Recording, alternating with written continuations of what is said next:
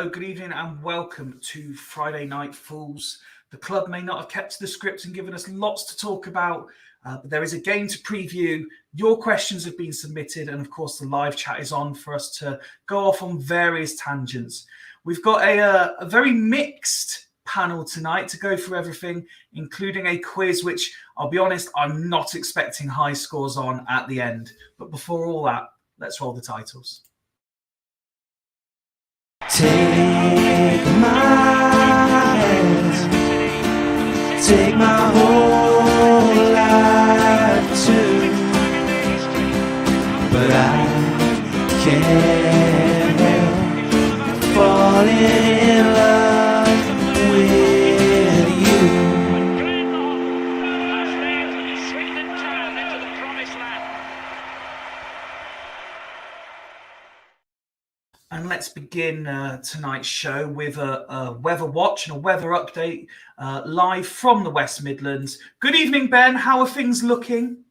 Hello, 5 feet. Yeah, things are looking a bit chilly in this house, but I'm all good. And It's a bit warm the other day, mate. There's no hats, no hoodies. Well, Sarah said look like I twat that on, so I'm not allowed to wear it. So, I'm all here, good and keen and good to go, and looking forward to another fantastic show of content. John, thankfully, is in the chat. I hope he's able to hang around for the end of show quiz because he's the only one I would bank to get high scores. He's already asked, are you expecting the game to be on? Me, I'm hopeful. I've got a chat to Walsall, mate. He says that the covers are pretty good and it shouldn't get much lower than -2. So, fingers crossed, it's all good. And yeah, let's hope it's on. Let's hope so. Ben is not the only one coming to us live from his house as we welcome back after a long hiatus. Evening, Jack. Hello. You all right? Yeah, you? Yeah, good, thank you. Welcome back to Fools. Thank you. Thanks for bringing our average age much lower than it is on regular shows.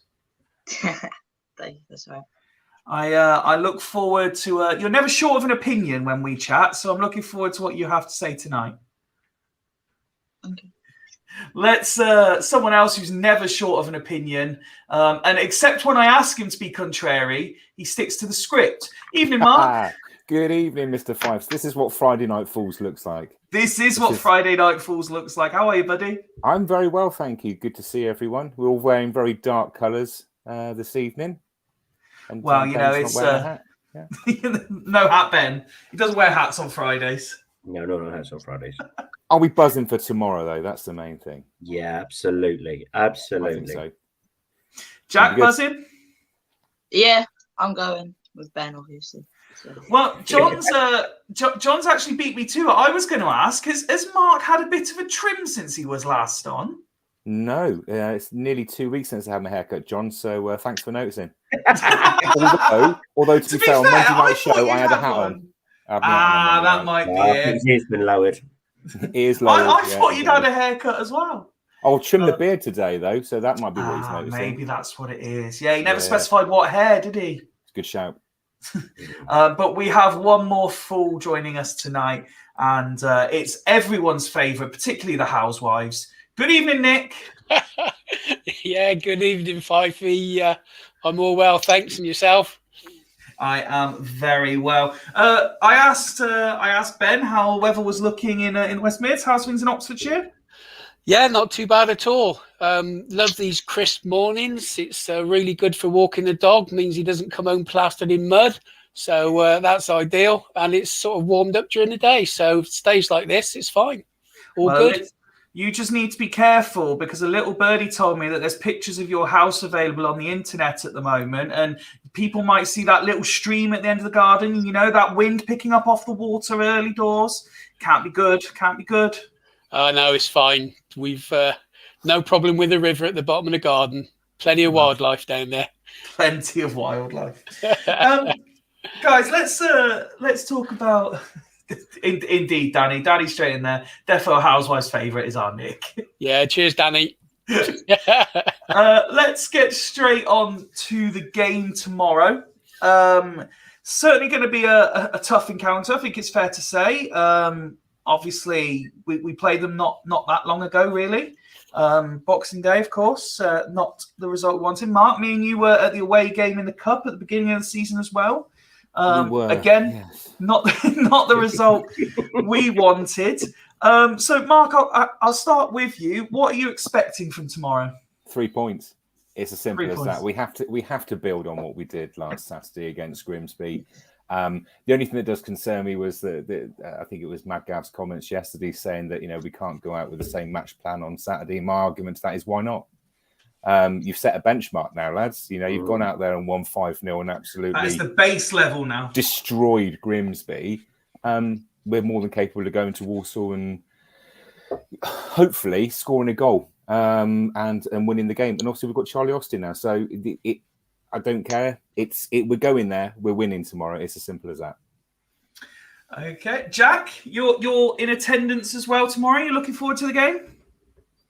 Yeah, I think that if we go out like we did against Walsall, I can't see why we have to change it either, because we went so attacking and we've waited so long to do that because of managerial issues. I think we'll win. The managerial issues being the manager. Yeah. Yes. But so Mark was saying there that he doesn't see the need to change the approach. Would you agree then? Do you think we can go to Walsall and play the same way we did against Grimsby? Yeah, I can't see why not, because we were great defensively and attacking wise. So what's the need to change? Okay, Ben, you looking forward to the road trip with Jack? Yeah, can't wait. Looking forward to it. And of course, it's Freddie's first away game as well. Freddie's first away game, so it's a little family trip. So hopefully the boys will keep off killing themselves and enjoy the day out. And what are you expecting from the game itself? Do you know, I'd like to give them a good go, have a real good go at them. Walsall didn't impress me too much at our place. I thought they were very beatable. We just didn't play very well ourselves. I think they were the best of two bad teams. And I think if we get at them, then I think there's chances we could create something. They're missing their best defender. Obviously, they're missing their best player as well, who's been sent back. So we've got a fantastic opportunity to build on what we've already started. I think we should grab the ball by the horns and have momentum and go at them from the first minute and see where it goes. And we've got the best striker in the league, so if we get a chance coming along, I fancy Charlie to pop one in.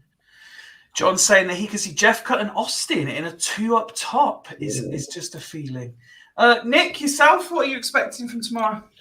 I think he will change his team. He's already said there's no point having a decent squad in not rotating it, and you don't want to burn players out. And I know we're only halfway through the season. I don't think he'll start with the 3 up front like we did at home. I think Hepburn Murphy might miss out, and it'll be Austin and Wakeling. And I think that'll be sort of more of a front two. And, whether he's playing mind games, he's going to go out to win that game without a doubt. And yes, you have to play slightly differently away from home, obviously, because they're going to be coming at us. But, I mean, when we played Walsall at home, we were absolutely abysmal. But they weren't much better, like Ben said. I agree with Ben. So they should be there for the taking. And I'm just looking at their results. Since they beat us, they've beat Donny, drew with Tranmere, beat Stockport away, which was a good win, and beat Mansfield. So they've had some decent results. But to me, they're absolutely there for the taking. And as Mark said, we've got to now this time follow up a second win after having a good performance. That is an absolute must. I don't care how we do it. We've got to get 3 points. Nothing matters more than that. Jack, are you expecting Nick's just been saying there about maybe adapting the squad? Are you expecting changes to the 11?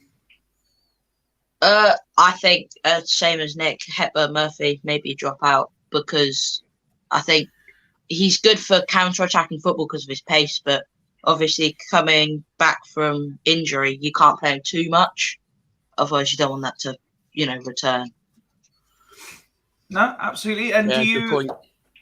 And obviously, we spoke on Monday. We signed the young lad from from Liverpool. Do we think he goes straight in the team? Is he a bench player, Jack? What do you think? Straight in or? I think he's a bench player. I think our midfield was fine, especially against Grimsby. I thought Khan had a good game. Probably man of the match, in my opinion. I would But agree. Yeah. I think I would definitely agree with that. Mike said, does Jack count as a guest? Is that why Woody isn't there tonight? Woody has a meeting. And that's all we can say on that is Woody has a meeting. But we're very grateful. He's meeting Sandro, isn't he? He's meeting Sandro for his second interview. Hashtag announce Wood. Is what I'm going to say. But we're very grateful to Jack for stepping in at such a late hour to offer his opinion. Mark, I listened to a bit of Michael Flynn's pre-match. We've said plenty of times on this pod, you know what you're going to get from his sides, and it's going to be very difficult. He said that obviously with Lindsay going and the way Swindon played last weekend, they need to be, as a minimum, do as well, if not perform better, if they're going to get a result. Do you think that's his attempt at mind games, maybe blowing smoke, as they would say, or do you think he genuinely realises that? I mean, Nigel put the comment, first game we played a stupid side, second game we just played crap. Do you think he realises that maybe it will be third time lucky and Swindon actually turn up against Walsall? Quite possibly. I mean, we all know that Flynn's sides are well organised and they play a very structured team and format, and they're generally quite hard to break down. So I kind of agree that we probably will change the 4-3-3. I was just thinking, I was going to ask you, Nick, if we're going to play two up front tomorrow, do you think we're going to go the 4-4-2 diamond? Do you think that with Kane and Khan playing? Walsall play the 5 midfield, don't they? Oh, so, Nick sounds like Ben. Sorry. Voice throwing. I'll shut up. Yeah, I just wanted to know what Nick wanted to, because he was saying about the changes, maybe two up top. You're muted, Nick. Textbook. Mute. Come on, Nick, you've got this. Nick, let yourself speak. Nick, let yourself speak. Hey. Sorry. So, carry on, mate. You were going to answer Mark's question. Yeah. I don't think Kane will start.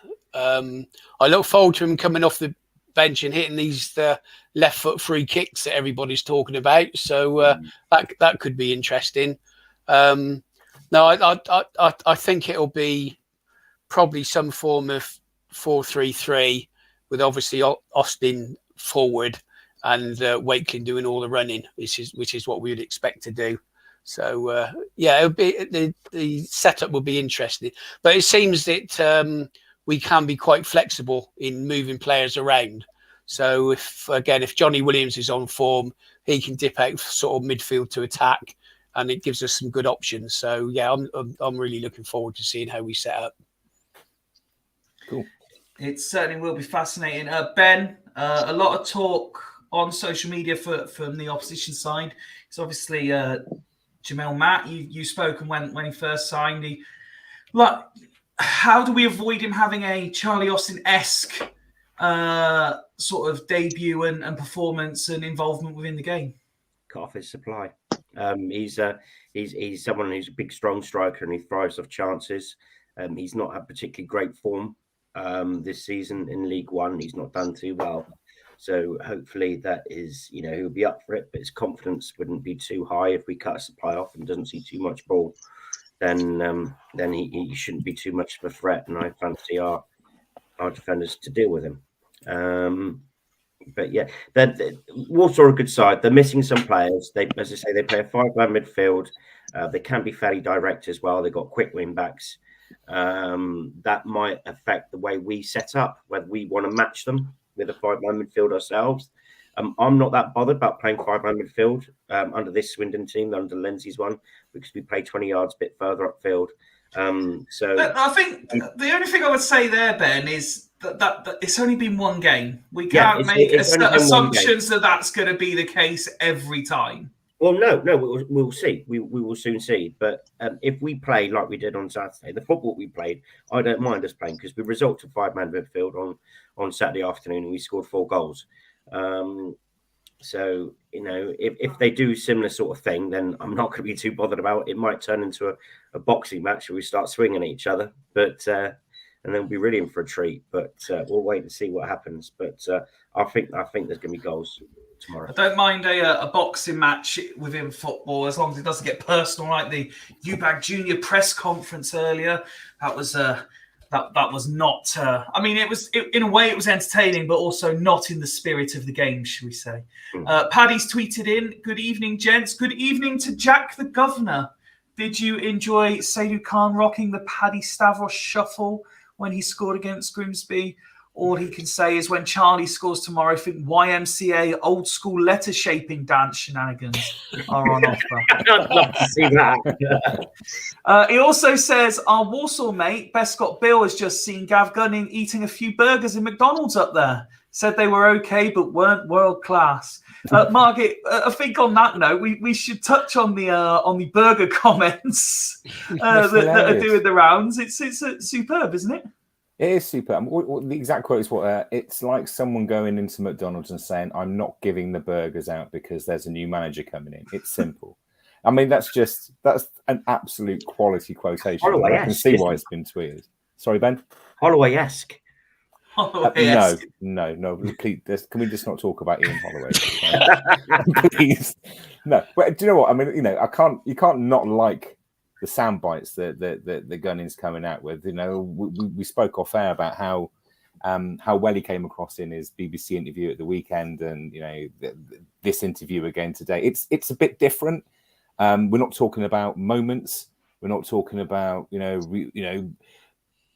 possession in the box, and we're not talking about box entries. Maybe is the word I'm looking for. It's box penetrations and transitions is what you're looking for. Exactly. Yeah, and again talking about moments. Again, so it's quite refreshing, and I'm just enjoying the ride. I mean, I know that if you go by the socials, there's a lot of people getting angry about the fact that we're taking so long to make an appointment, but I think everyone just needs to chill a little bit. The club will make the right head coach appointment in due course, and bearing in mind the model that we're going, there's no real rush to do it because the football club's still running and we're still making, going to make transfers in and out.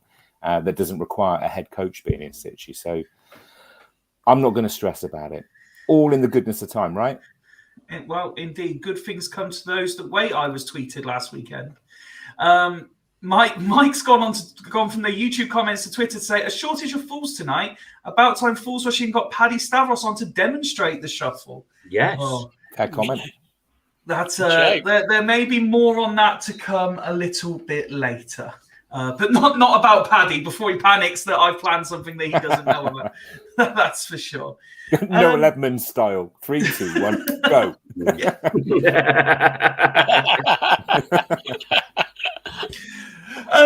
So let's talk about a couple of you have already mentioned. Obviously, Charlie's going to be the focal point again. We commented on Monday that he probably played more last weekend than we expected him to, which is a good thing. So, Nick, I'll come to you. Are you expecting much the same, another sort of 70-odd minutes out of him, or are we pushing even more this time? I guess it probably depends on how the game goes. I don't expect him to play the full 90. We have got quite a good bench, and like I said, depends who actually starts. If Hepburn Murphy's on the bench, that's a good forward to come on late in the game with a bit of pace. So I think he'll play anywhere between 60 and 75 like he did on Saturday. So let him score a couple, and then he can have a rest and enjoy watching the rest of the game. Indeed. So let's get some score predictions then. How we're feeling for tomorrow, Jack. Let's start with you. I think it'll be tight, high scoring. I think 3-2 Swindon. I think that's the first time I've ever heard the sayings tight and high scoring in the same prediction. I like it. Maverick Jack. 3-2 prediction, though. We would certainly take that. Ben? I'm quite confident, I think we do quite well. Positive Ben's back, everyone. Yeah, I'm going for a good 3-1 Swindon Town. 2-1 we win at the end to make it 3. Okay. Mark? Yeah, 2-0 win. 2-0 win tomorrow. Oh, you're going to make a full house of wins, Nick? Oh, whenever we do a full house of wins, it goes tits up, doesn't it? So,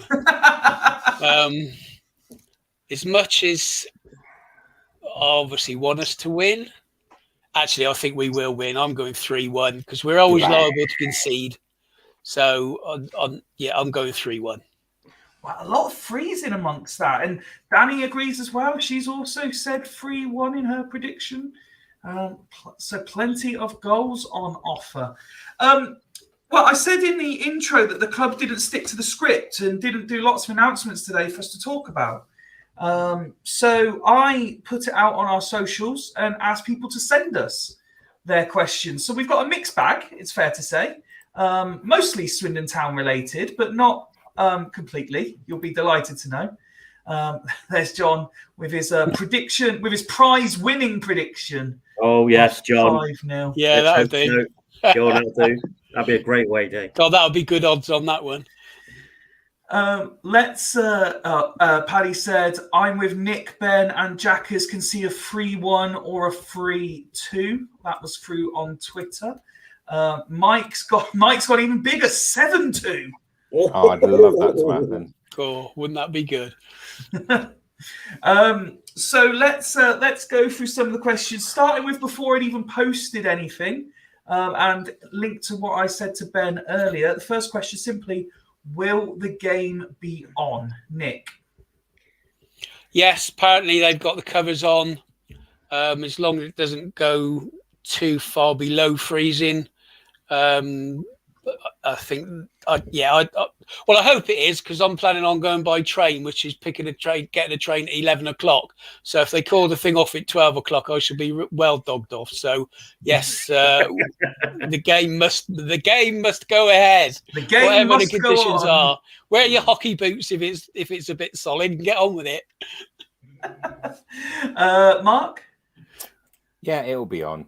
Yeah, I'm not quite sure where the scaremongering is coming from. It's only -1, -2, and the frost covers will be more than capable of dealing with that. It's not as if we're looking at -5, -6 for 2 or 3 nights on a row. So we'll all be good. Panic thee not. Excellent. Ben? Hope so. Not quite so positive, Ben. Yeah, hope so. I think so. I hope so. And Jack? Well, I live in a house with Ben, so I hear it all the time. It's going to be on, apparently. John's come back at you here, Nick. He's going at 9 a.m. He's keen. He's very keen. Evening, Claire. Yeah, good evening to you. I hope you're well. 2-0 to Swindon is her prediction. We'd certainly take that as well. The next question that came in links into Sean's comment, which I flashed up. I'll just bring up again. So he's put, thing is, if we perform and get another good win, is it a headache for the board referencing a new coach? And the next question we had in is, given the research that people did, and it went around social media, and we all know the rule about 3 months, etc. now, is there actually a rush to sort a new manager stroke head coach? Or, while things are going okay, are we quite happy to leave it with Gunning and Mildy? Jack? I think we need like a proper manager coming in, so we can make signings that suit their kind of play style. Okay. Because we can't just kind of rely on the same players over and over again. We need like new bodies in and stuff. And I know we were talking off camera about it, but of the names that Ben would have spoken to you at length, I'm sure about, who is your top picks for the job? Top 1 or 2 names? I quite like Steve Morrison. I've Okay. seen him. I saw what he did with Cardiff. He kind of got them out of the relegation zone a bit, Uh-huh. and then they fell off a bit. I think it'd be good for League 2 as well. Okay. Steve Morrison, lovely. Ben, is there a rush to sort this out? For stability, and so players know where their head's at and they know what's going on, I think it needs to happen next week, really.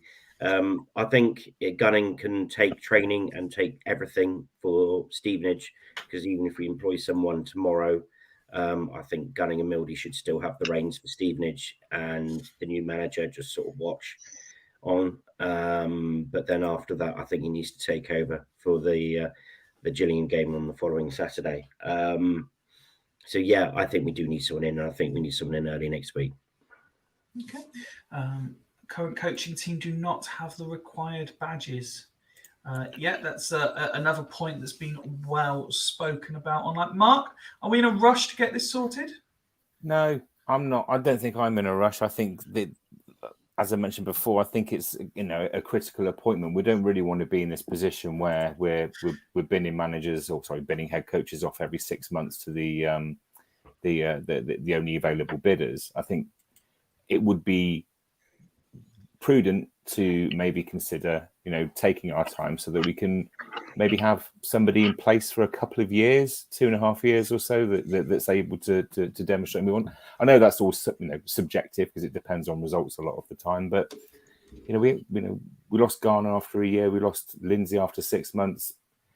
Surely we have to change something in our approach, whether that's how we pitch the job or whatever it is. To make sure we get somebody that has a little bit of longevity behind them, because it just seems a little bit crazy to keep changing. So I think we just need to, make the right appointment, and that will take as long as it takes. Just catching up on a couple of comments there. Kelly, good evening, Kelly. She's put, I'm going 3-1. Another 3-1 prediction. Paddy saying, one thing for certain, we'll out-sing Walsall on their territory yet again. The game will go ahead. They've not got any concerns, according to his friends there. Nick, are we in a rush to sort this head coach role out is the question. Definitely not. We're doing okay at the moment, and as Gunning said, the players, do your job, get on with it. That's what you paid for. Don't worry about who the manager's going to be. I think he's doing a decent job looking after the team, him and Mildy. I like the way he speaks. Very surprising, actually, because I think he had a bit of bad press, or people took it the wrong way. He was described as Mad Gav, but he's to me totally the opposite to that. The bloke is so laid back that he's in danger of falling over all the time. But I love the way he speaks, and we talked earlier about the McDonald's analogy. Flip your burgers, don't matter who the manager is, get on, it's your job, do it. So it's very, very Roy Keane. So I don't think there's any great rush. I agree with Mark. It is vital we get the right appointment this time. We were, in my view, let down by Garner, although I wasn't sorry to see him go. Lindsay sadly didn't work out. I'd have loved him to have taken us forward. But yeah, we need the right person. And as Mark said, if we can get somebody that can give us, we're signing players on 2.5-year contracts. Well, let's have a manager stroke coach that can follow that model and then move us through the leagues. So yeah, I'm quite relaxed about where we are with it. I asked Jack, and he said Morrison. Obviously, opinions change day by day. So just quickly for the other three, Ben, who's your top choice of all the names at the moment? At the moment, it's still Artell for me. I think he's worked with the Crew model before. I think Swindon has got a little bit more leeway, but it's a similar model to what he had at Crew. And I think he knows how to get out of the division. And he's a canny, experienced manager as well. I think it's a good mix. Mark? I genuinely don't have one at the moment. I've got, when the names. Okay, let's first try it came another out, way then for you. Is there anyone you absolutely don't want it to be? John Sheridan, Sol Campbell, Paul Tisdale, Chris Wilder, anyone who's been linked. any of these journeyman types that are just looking for another payday to get sacked in a year or so and have failed. Phil Brown, no. I mean, he's 16-1 again, so God knows who's putting money on him. But no.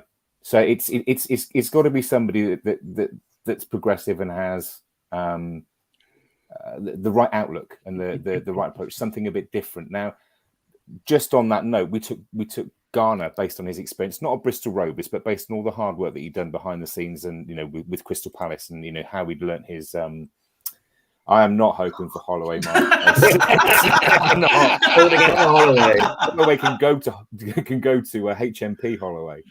I know we took the likes of Garner from based on his coaching experience and his background from Crystal Palace. We need to be looking at somebody up and coming and that maybe has some positive experience working at a higher level or has built up their coaching behind the scenes and is now looking for that leap into first time or a head coach role. Yep. But it's a tricky one at the moment. I'm not sold in anything or anyone. Let's just see what comes and what names come out next week. It's nice of you to be playing the part of Craig this Friday night. We very much appreciate it. Nick, any names for you at the moment? I know you've been very, very, very vocal about a certain Italian. I would love him to get the job, but it's not going to happen, sadly, in my view. Even though I think he will actually want the job. Fabrizio for me, but I don't think it's going to happen. The names that have been bandied about, I mean, I don't know half of these names or what they're like anyway, but and I can't, so much notice I take of these lists, I can't remember his name. The guy who's doing in the England setup, somebody can tell me who it is. Ian Foster. Yeah, that sounds a good bet to me. Like Mark said, he's got that experience coaching at a high level. If you're dealing with the England setup and he's dealing with youngsters and he's bringing players through the system. So that would be as good as anyone, I think. But obviously, till they're in, you don't really know. So I'd say I'm reasonably relaxed as long as we don't go down the road of, like Mark said, I agree 100%. We don't want any more journeymen. We've had enough of those. Okay. Let's do something different. So the next one, I've kind of created a question out of a comment, and it links into Paddy's tweet earlier about Seydou Khan doing the Paddy Stavros shuffle. And I think it's the right time to have our first sort of fun question of the evening. Oh God.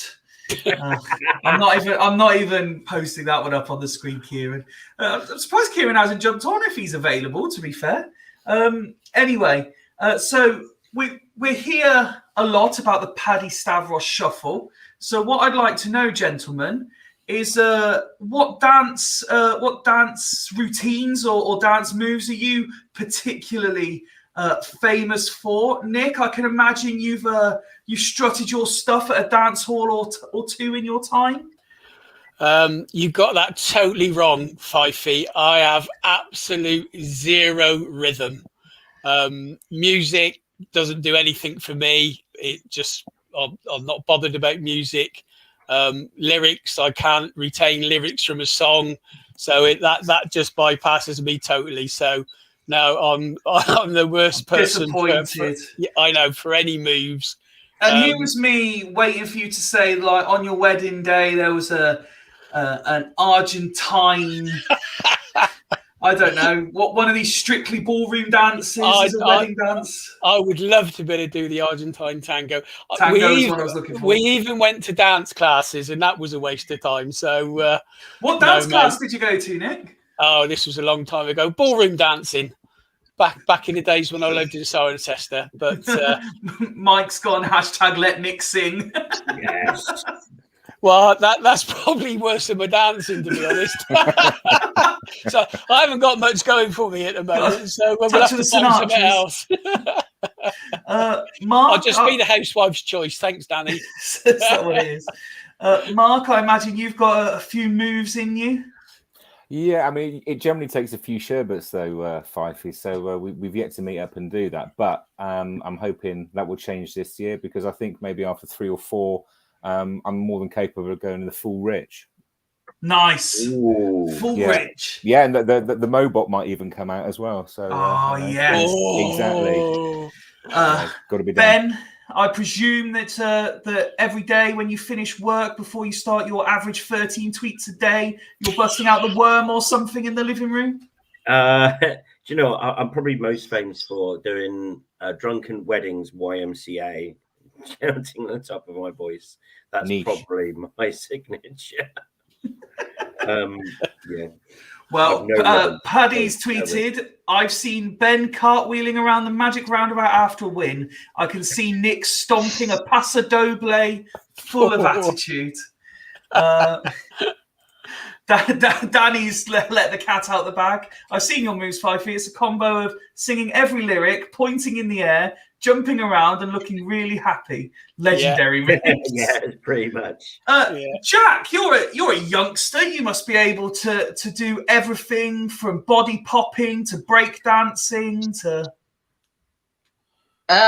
No. Is that it? Just no.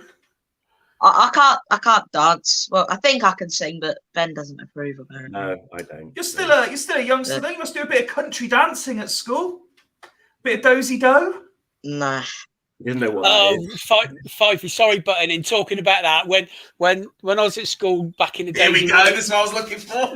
In Wootton Bassett, right? Yeah. We had a PE teacher. He fancied the PE mistress. I bet so instead of playing football, we used to do bloody country dancing every week. So that's probably what put me off with doing any sort of moves. Never got on the sports field. Oh, let's go in the hall and I can dance with her. Yeah, the git. Swing your partner round and round. Yeah. Dozy all the memories. All the memories. Anyway, Jack's moves are all on the football pitch, aren't they, Jack? Yeah. Top man. Jack's a crunching CDM, you know. Ironically, just what Swindon have been after for most of the season. Yeah. Although Jack's disciplinary record maybe needs a looking at. Let's we'll put that. Put that one aside. For me, I mean, Danny has described my style beautifully and with far too much credit.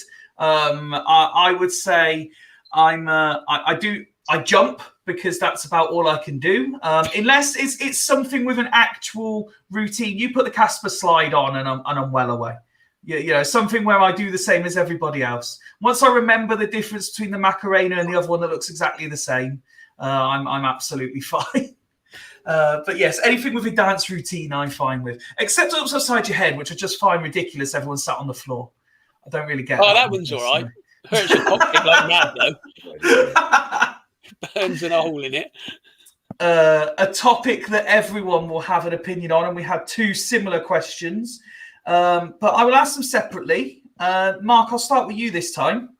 Can we rely on SDM to recruit? Ooh, that's a bit of a loaded question. This is the one I was looking for, by the way. Thank you very much. Yeah, it's a bit of a double-edged sword at the moment because myself included, I've got a very one-sided opinion of Sandro currently. However, I'm prepared to eat humble pie if this squad gets promoted this season because I'll have been proven wrong. I think I did see something on social media earlier because it hadn't occurred to me that we're on the same number of points after the same number of games as last season.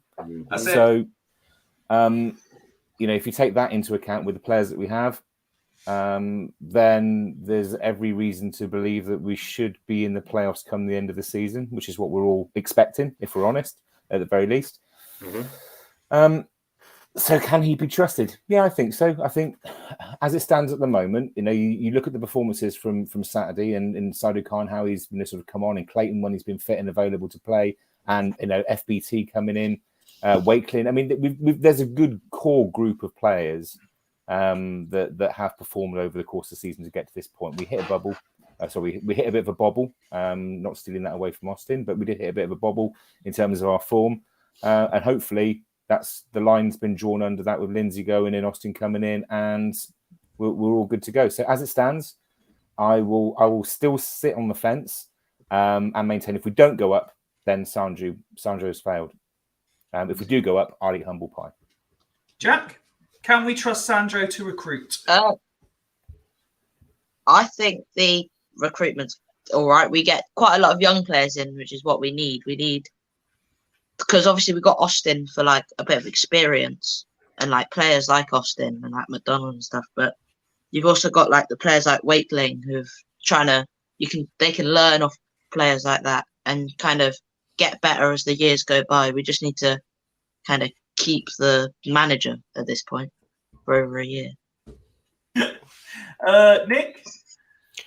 Yeah, I think so. I think he got a bit of, obviously he got a lot of stick from his interview a couple of weeks ago where he didn't mention the P word. And then overly used it the next time to prove a point. You know, in fairness to him, you can understand why, because he obviously got grief from his superiors, which is why he was straight into the social stuff. But in what Jack's just said there, in the players we've signed, I mean, there's the two from Liverpool, and obviously we haven't seen the young lad play yet, but they're so highly rated and they're on long contracts, which is something we've never done before. We brought people in short term and they've either walked away or gone for peanuts. I mean, eventually these kids are going to go for some decent money. So, I'll give him the benefit of the doubt. I think we were all pretty miffed off with the way things were going. But yeah, I think he's probably doing decent. Take Wakeling. Probably none of us expected him to start and play as many games as he has. He said, he played, 4 or 5 games at Barrow, and he's played 27 games for us. I mean, that's got to be testament for finding a decent player. In Clayton, it's such a shame he got injured because he is an absolute class player. And this Kane he's so highly rated. So, I think he's going to do a job for us. 2.5-year contracts, good business. So, yeah, I'll give it at the moment. I'm on a positive with him. I'm sorry, I got slightly distracted halfway through that, Nick, because Paddy's tweeted me to give videos of people dance. It's just bizarre. Ben, do you trust SDM to recruit?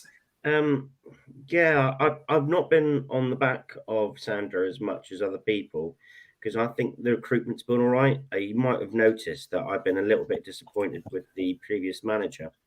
I'm not sure if I've been too vocal about it at all, but I think that the blame was at his door. I think the team's actually quite talented, and I think we're going to see the best out of them pretty soon.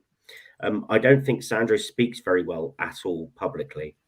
At all. I don't think he's a football man. I think he's a sports analyst, and he gets too involved with his work and he forgets the main goal, which is promotion. So I don't think he speaks too well when interviewed. But yeah, he's bringing up little gems. I think we've got another one on the little Liverpool player just come in, Kane. So yeah, I wouldn't mind an odd sprinkling of experience a little bit more every now and then to achieve what we need to achieve. But he's going okay. He's going okay. We'll see where we are at the end of the season.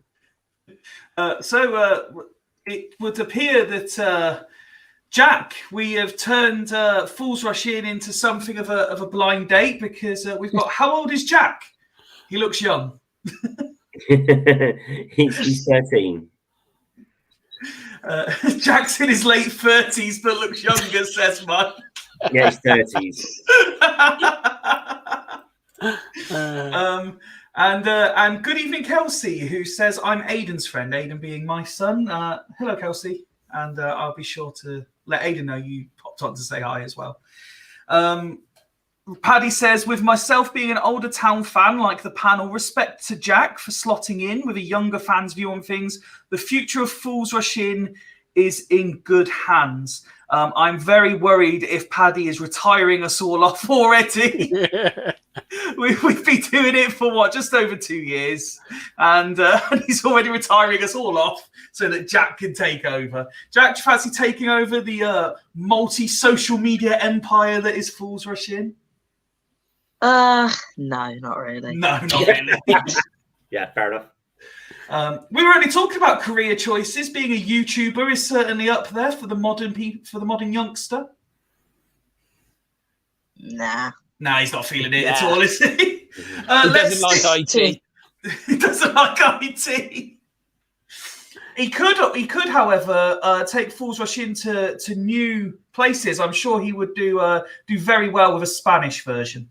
Let's stick with Sandro, and we got sent another question.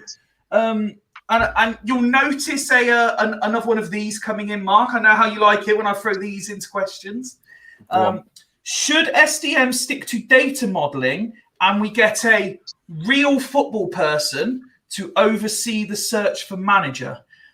So that is a sensible question, but the secondary question is, what is a real football person?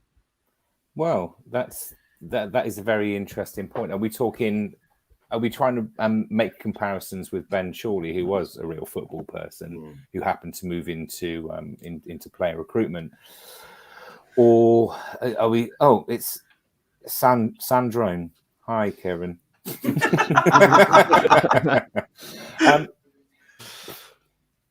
Well, I think the easiest answer to that question is that what we have is Clem's vision, and Clem's vision is a sustainable football club with a specific model of recruitment, which is what Sandro and Les and the rest of the team are recruited to do, and a head coach is tasked with developing so that we're able to sell these players on for a profit. So that's the model. Do we need a football person? Well, no. I mean, if Sandro's data proves to be good enough to get the squad promoted this season, then the answer is no. If not, it will come down to how close we actually were and whether we were, inverted commas, unlucky, or whether or not it was a complete failure, as to whether my opinion will change. I don't know what the difference is. You've offended Jack. Yeah, sorry, Jack.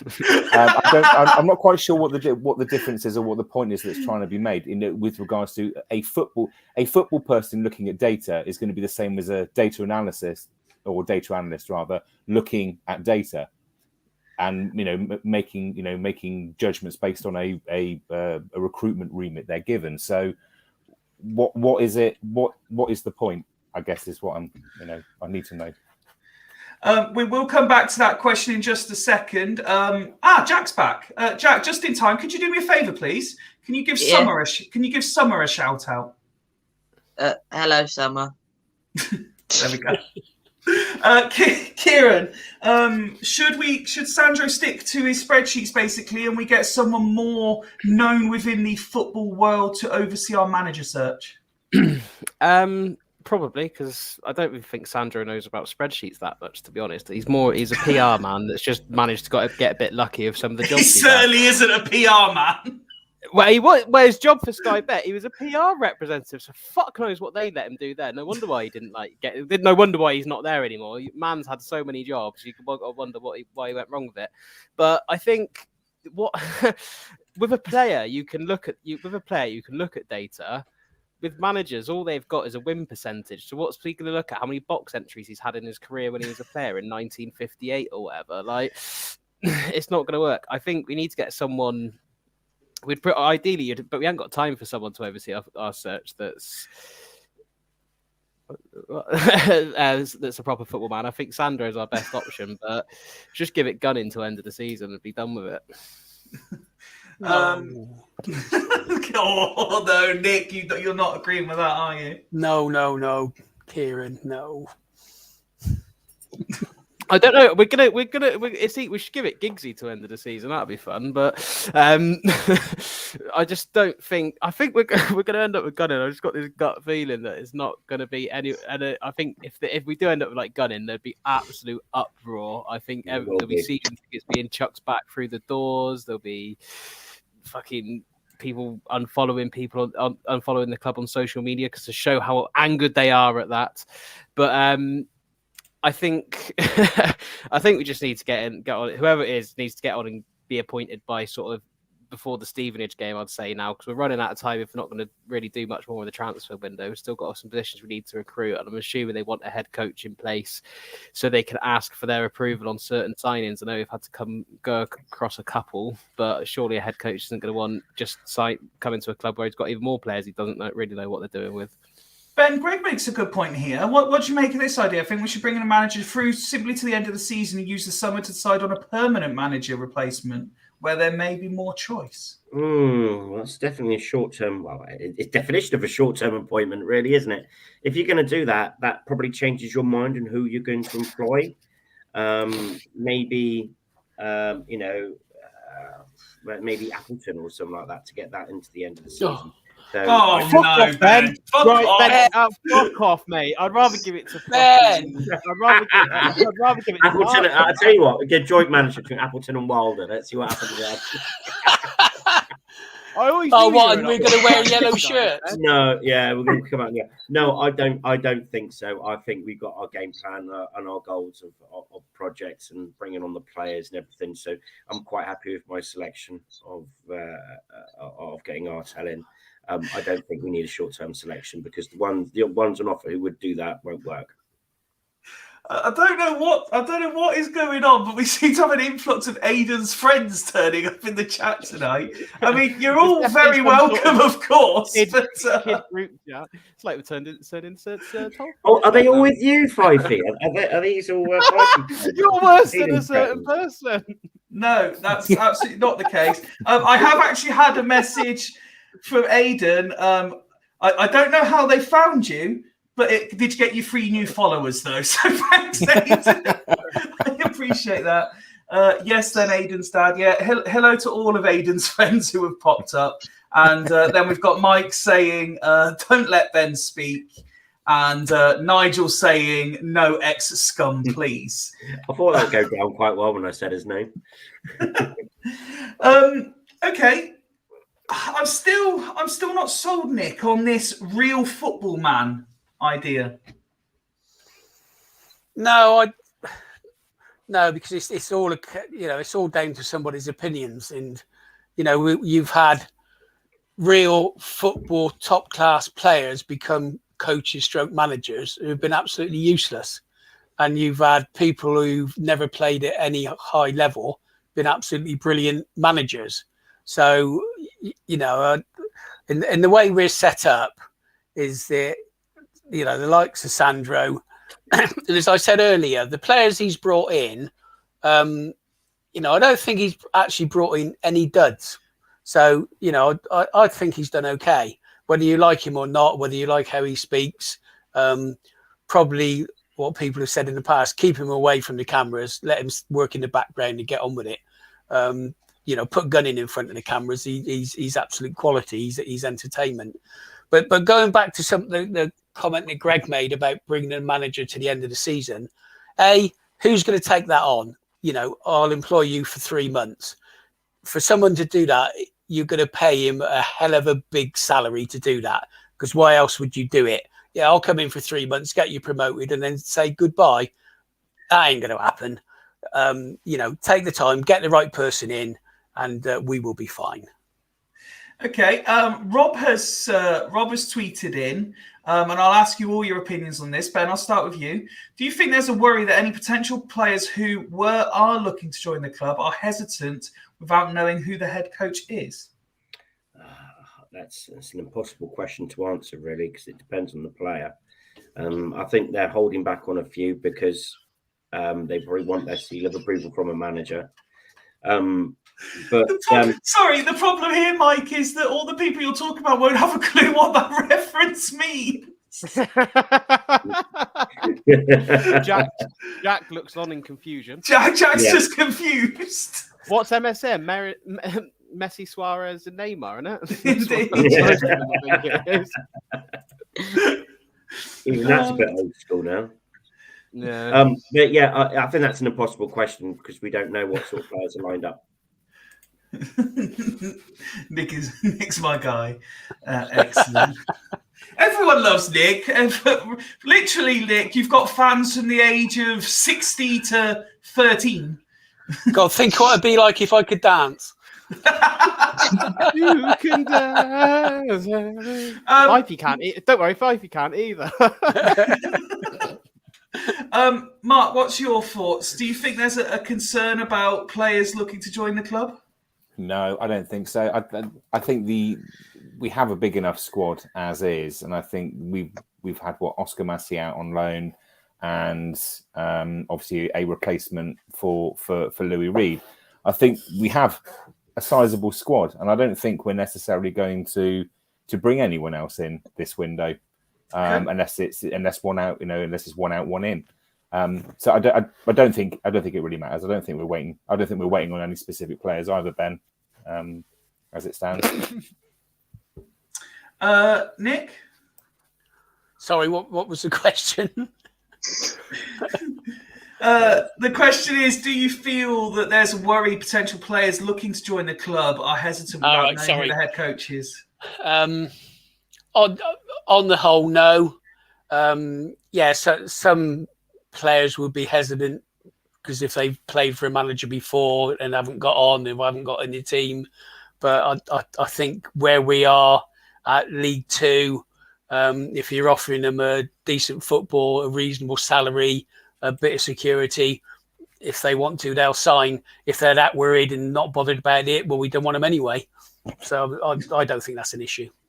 Okay, Kieran? What was the question? I actually forgot the question. Fuck off, man! How many times do I have to ask the same question? Well, fucking, we get questions on this one. What was the question?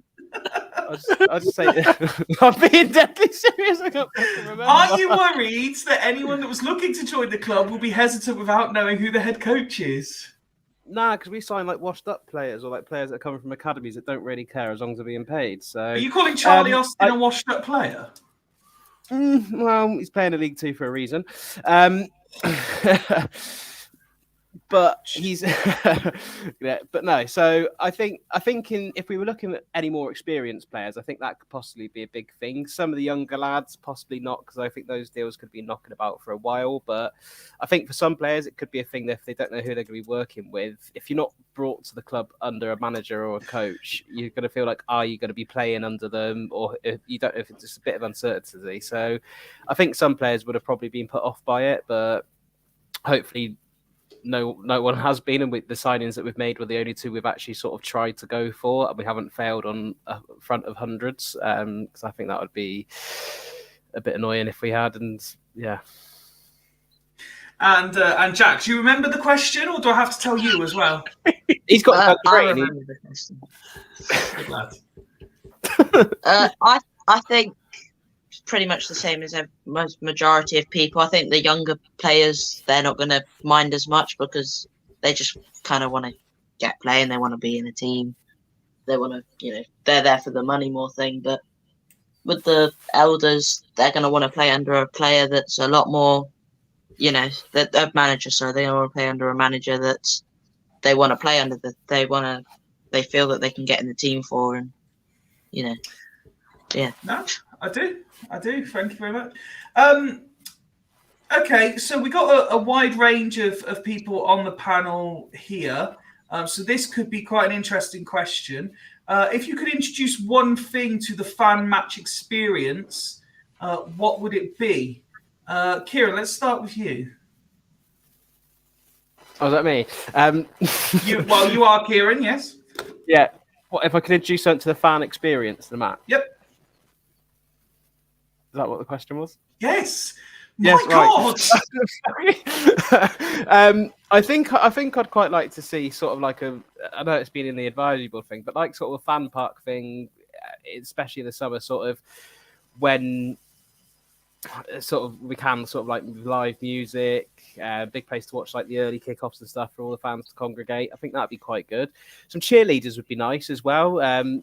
One preferably over the age of 18, but they'd be nice to look at before the game. It might get me in early and not queue up 5 to 3. Rather, I'd actually come in for the game.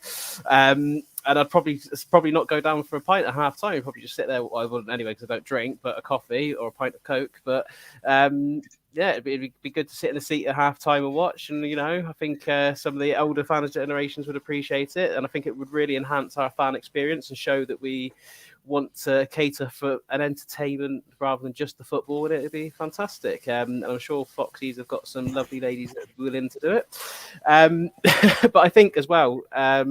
Maybe some more halftime entertainment, sort of like the game. I think the games at the community club Trust do are good, but I think something like a penalty shootout, or like what Sunderland did, where you get a home fan and an away fan, run down the halfway line and try and put it in the net. Because I can imagine Ben doing that and being the one that trips up like the Argyle fan. But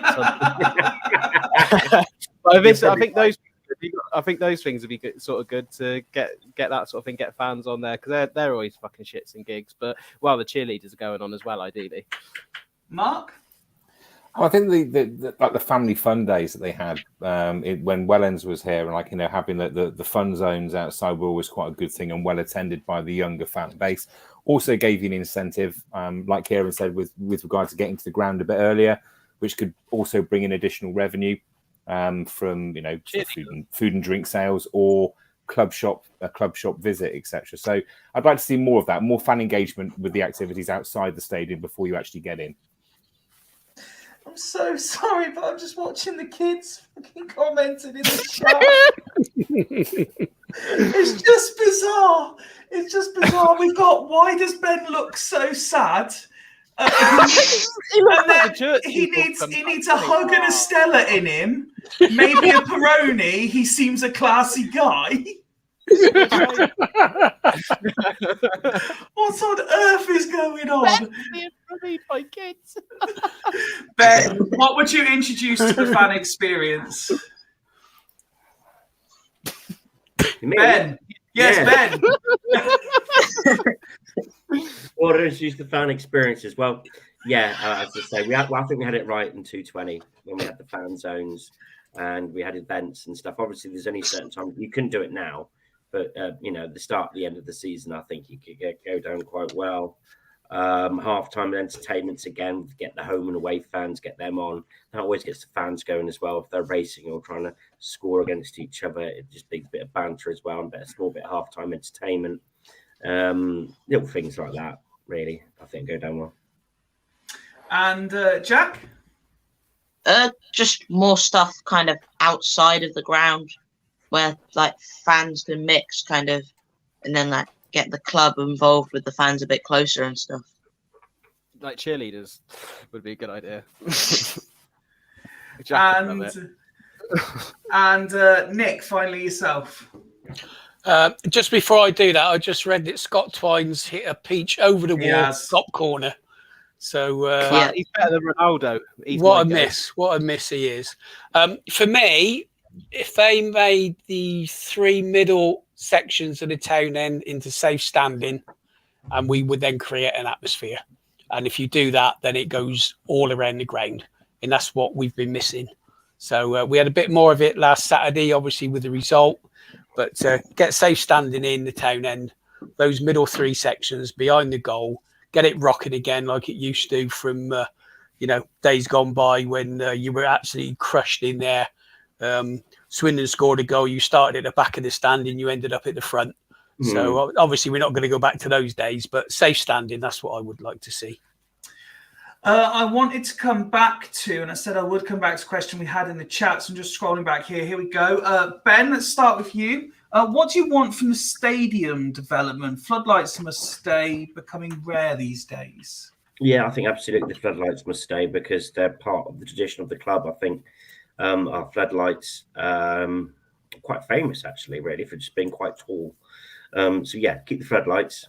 Obviously, we need to do something with the bank. I think the town end needs to be knocked down, redeveloped, made bigger. We've got a whole massive car parks. We've got a whole load of space. They are going to put the hotel in there. They are going to put the gym in as well and a few bars. I think that'd be quite good. I don't know how successful a museum would be. I don't know if many people are actually going to use it or go in there. But yeah, see what they can. And eventually possibly buy the cricket club and do something with there as well. But I think that's in the future. Greg says, how about when the team runs out onto the pitch, they throw goodies into the crowd? A few years ago, they used to kick footballs into the crowd. You could get the cheerleaders to do that. Yeah. You were the bloody cheerleaders. Get the Robinettes back, yeah? Jack? Like over 18 ones, though. But yeah, over 18 ones this time. Or yeah. 16. Kieran, calm down. Paddy's tweeted in, I'd like theme weeks where fans have to dress up. Cowboys, Pirates, Oompa Loompas, etc. Throw in a compulsory pre-match line dancing in the stands. the ground would be rammed. Jack, what would you like to see happen with the ground as it gets redeveloped? I'd like to see the town end but the problem, if we knock down the town end, then does that kind of history with it and all the atmosphere go with the town end? Like, will people start to, not want to turn up or sit somewhere else, and it all gets spread out and not as much of the noise coming from behind the goal, which gives quite a lot of the momentum in the second half to the players. Okay. Kieran? Don't say cheerleaders. Strip club. No. That'd get the atmosphere going. People would turn up in their numbers then. God. Coventry had the casino. We'll have a strip club. No, I think I'd like the floodlights to be incorporated into design, because I do miss, like, when you go to a lot of away grounds now, you used to, if you go to some older school ones, you're getting close to the town, you can see the floodlights, it makes you buzz for the game. And I think you can see the floodlights in quite a way around Swindon, always just quite a part of our iconic bit of the skyline. And I believe we were the second club to get them. They're pretty much still the original ones, which I think that might make them the oldest floodlights in the Football League. Because I think Bristol City beat us by a week or something like that. But so yeah, I think they'd be quite good seeing the things. I think just making, say, town end, knocking down the town end, making that 2-tiered, or a big cop end. I'd rather a big cop end like the one at Tranmere, and stuff like that. Because I think that would be better than 2-tier. You get it 2 split, but one way you can sort of safe standing at the bottom and maybe a bit higher up seats, or just the whole thing safe standing, depending on how that can go. But I think safe standing is going to be critical, whatever they do. Oh, safe standing. It obviously depends. I think that us being a lower league club, and we probably will still be by the time we probably still will be by the time we get a lot of this new stadium happens. So I think getting the safe standing where that goes, I think it makes most sense going in where the town end will be. How they incorporate that, how high it can go. Hopefully, it could just be a big copped terrace. Sort of things. I think that'd get the atmosphere going. A lot of people that have disappeared into other stands would come back to it, because you'd be able to get more refreshments in there than you currently can do. And I think that would really improve the atmosphere. And I think because Townend's got such a low roof, the sound doesn't carry that far. It goes up to about halfway line, 18-yard box. When the players are down the Stratton Bank end, they can't really hear them. But I also think doing the Stratton Bank end and open it once we get that open it for home fans, keep the away fans in the corner, but do what like Bournemouth did and have both ends. So the goalkeeper, our goalkeeper, never ever gets any sort of boos, hisses, whatever. But the opposition one's got it both halves from both ends, and it gives you that little home advantage, those little marginal gains that can help you. And I hate any ground that sticks the away fans. Or like for them, I don't get why teams that could actually stick the away fans in like a corner or something don't stick them behind the goal. Always stick the home fans behind the goal or keep it empty. But both ends, home fans behind the goal, get them battling each other like you used to. Have like a little stand rivalry going on between them. The atmosphere will improve, and we'll be in the Premier League and doing a Leicester in no time. Nowhere near the club. Mark, your view, please. Yeah, I think the floodlights are a definite must for iconic reasons. Really, it's part of the heritage and history of the ground, and there's no real reason to change them. They can be upgraded to have, I don't know, halogen bulbs or whatever the equivalent is these days that's energy efficient. And the safe standing, 100% agree. We have to be putting forward to have something along those lines as part of the planning. I'll echo Kieran's thoughts. I think having the home fans at both ends is absolutely a fantastic idea, and will help build an atmosphere. I think the only other thing maybe that I'd perhaps add would be a small dungeon for people that bring musical instruments into the stadium. Oh, hang on. Good, eh? But other than that could go next to the strip club. People pay good money for that. Have you seen, speaking of football instruments, have you seen one club's like got on their website like bands pianos and stuff as in like being taken into the ground? Bizarre. Other than that, the town end toilets are often mocked, but they are probably the worst in the stadium. And I'll be glad to see the back of those.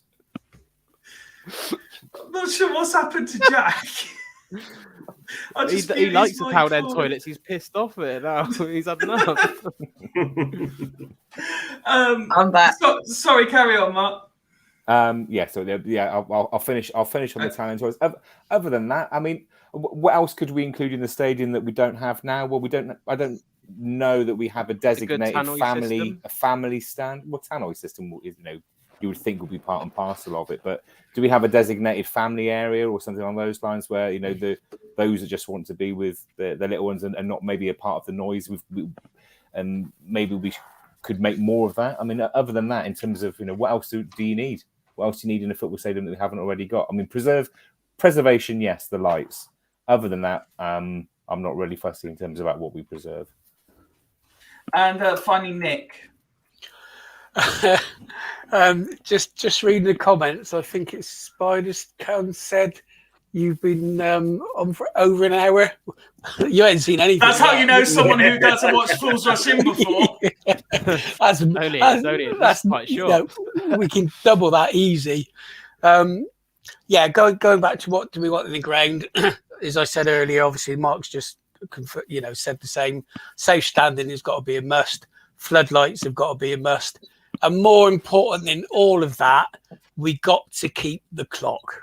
Yeah, 100%. The clock is got to stay. However we do it, that's got to be incorporated into the ground. So I don't care how they do it. We've got to have the Rolex. I think we're the only team in the country that has a Rolex clock in their ground. So that is iconic. That is got to stay. Forgot about the rest of it. Get a decent team and the rest of it will happen. Okay, let's carry on with the questions. The flip side to the match experience, and I think, Mark, I know what you're going to say for this one. One thing you would ban? Drums. Yes. End of. Just drums. Just drums. Well, on behalf of a very well-liked and well-respected member of the Fools Rush In family, as much as I do sing songs about people with drums, people who are able to play the drums are very talented people and can be very nice people. And there's playing the drums, and then there's playing the drums at a football game. Two very different things. It just, yeah, I'm not going to go off on a rant about it because I could very easily go off on a rant about drums at football games. But no, not for me, thank you. Okay, Nick? Don't let anybody come into the ground that's wearing somebody else's shirt, i.e. like a Premier side. If you turn up in a Liverpool, a Chelsea, a Tottenham, whatever shirt, you are not allowed in the ground. Simple. Okay. Kieran? To be fair, I don't know. I think that probably drums. Wearing other people's shirts does my fucking head in. I don't think there's a lot else you could really ban. To be fair, I think some of the songs that get us sung need to be fucking banned and try stopping stealing songs from every team every week. Come up with some original ones. The one chant would be like Super Swindon, like it used to be every player just get like Super Mario Story, and also fucking ban Charlie Austin. He's one of our own because he's from Hungerford, he's not from Swindon. Stop singing it. Ban that. That's my one to ban. Mike's gone in with half and half shirts and scarves. I forgot that one. And also, I saw someone actually. Why would you, if you bought a scarf at a playoff final that we've eventually lost? Why the fuck would you still wear it? I saw someone wearing the League One 2015 playoff final scarf. Why? It's pointless. We lost 4-0. I'd burn it. Like, don't buy scarves for specific events and half scarves. Well, the fans have noticed. Evening, Woody. How are you, buddy? Evening. Sorry, I couldn't join earlier. I was in a meeting.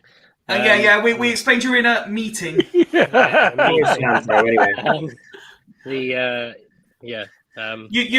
joined us on a very interesting night of Fools Rush In, as a whole host of Aidan's friends seem to have found the podcast and have infiltrated the chat.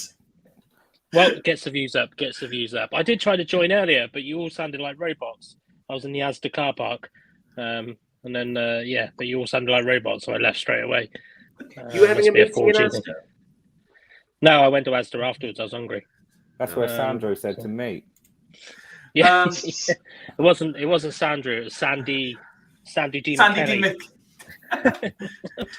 Kieran, on your point, John says, stand up if you love Swindon. I've never done. Ben, let's come to you. One thing you would ban. It's going to be boring, but it's been said already. Half and half scarves, shirts and drums. They're the things that get you more than anything. Yeah. Things that wind me up more than anything. Nick Garv says, I'm with Nick on that, but England shirts get a pass. Are you okay with England shirts getting in? Yeah, we'll make an exception for that. England shirts, yeah. Okay. Jack, one thing you would ban from football? When it gets dark and everyone starts flashing their phone torches. Yes, that's the one. Yeah, that's yes. It's just pointless. Just watch the game. You don't need a light show. Good shout, Jack. Good shout. Good shout. That's my nothing as well.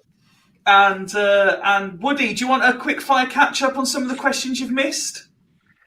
Yeah, can do. Yeah. Okay, so very quickly, what is your go-to dance? Point to the sky. Point to the sky, yep, standard.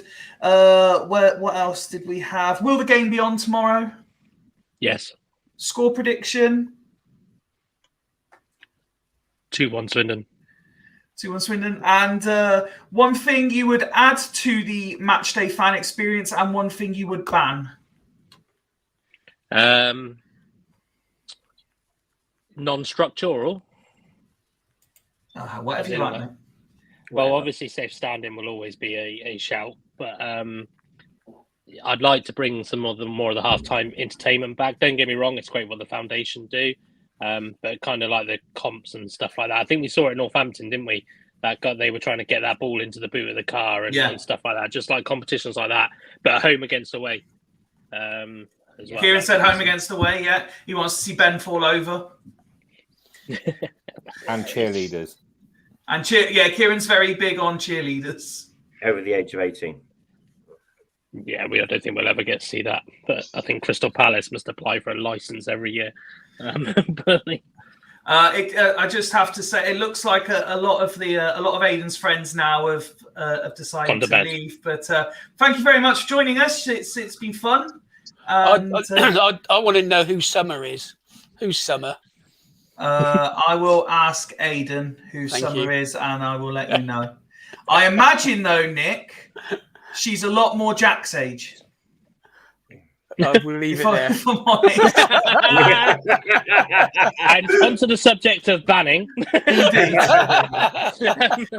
You're the housewives' favourite, not the housewives' daughters. Yeah, all right, we'll stick with housewives. You're one for Cougars, Nick. Next question. Banning. Yeah, I think I heard when I came on Nick saying about opposition team shirt, not opposition, but you know what I mean. Other team shirts. Wearing Chelsea and Tottenham and Arsenal, that kind of thing. Yeah, and I'm going to stick with the theme that the club are going down. I'm going to ban all under 16s as well. Sorry, Jack. Jack's not happy with that. I'm only joking, obviously, apart from in the town end. We had another question come in on Twitter. Just scroll back through.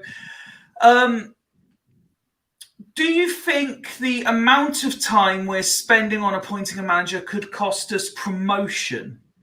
Woody? Well, it won't if we're winning when we haven't got a manager. Yeah, I don't think it will. I think it's more important of who we appoint could cost us promotion rather than delaying it. As long as it doesn't delay for so long and then we appoint after an extensive search, Gavin Gunning. But yeah, it's. I don't think the delay will stop us from promotion. It's just who actually does the job will stop us. Okay. Kieran?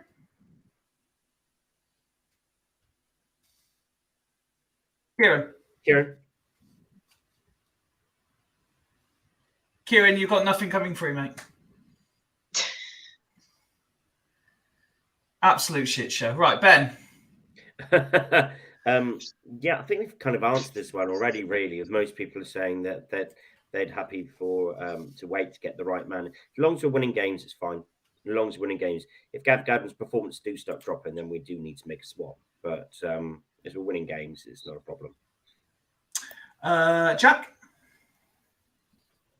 Yeah, I think the same. If we're winning games, then we can take as much time as we need. It's not like we're not a point, like still getting players in. Like we've got the Liverpool guy. I forgot his name, but like it's not like we're stopping. So we're winning. So we can carry on. Nick? I don't think it make any difference at all. I agree with what Jack just said. Carry on as we are.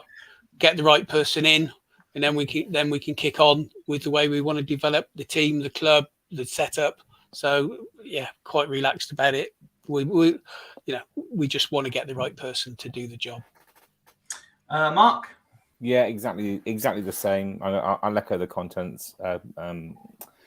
Echo the comments that have been made already. I think it's all about appointing the right person rather than a knee-jerk have to get somebody in. So let's just take our time. I think Gav agrees with that as well. So yeah, 100%. Let's just take a chill pill, win this weekend, beat Stevenage, and then make the appointment before Gillingham. Yeah. Perfect. And Kieran, did you get your mic working? Yeah, I was on mute, it turns out. So that's what's causing that issue. I realised after unplugging it, looking around what was going on. But yeah, there's a little mute thing. I think if we were going to get someone in quickly, if that's what we ever wanted to do, we should have done it sort of before the Grimsby game when we had all that time. I know there's a lot of stuff with Lindsay being sorted out and stuff like that. But I think now there's no rush. I think we're in very capable hands with Mildenhall and Gunning.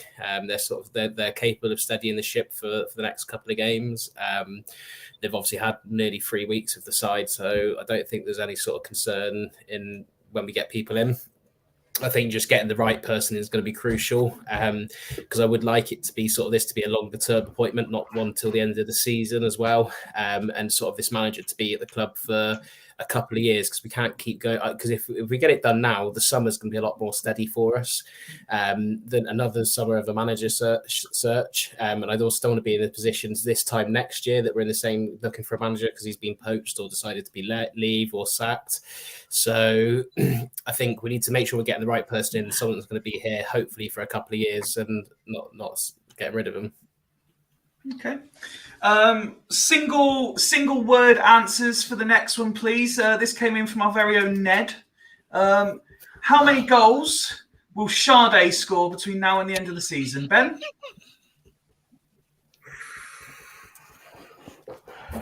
3. 3. Is that 3 more on top of what he's already got? Yeah, he's got 3 more goals. Okay. Mark? 2 more. 2 more. Nick? Ben's stolen my answer. 3 more. Okay. Kieran? 12.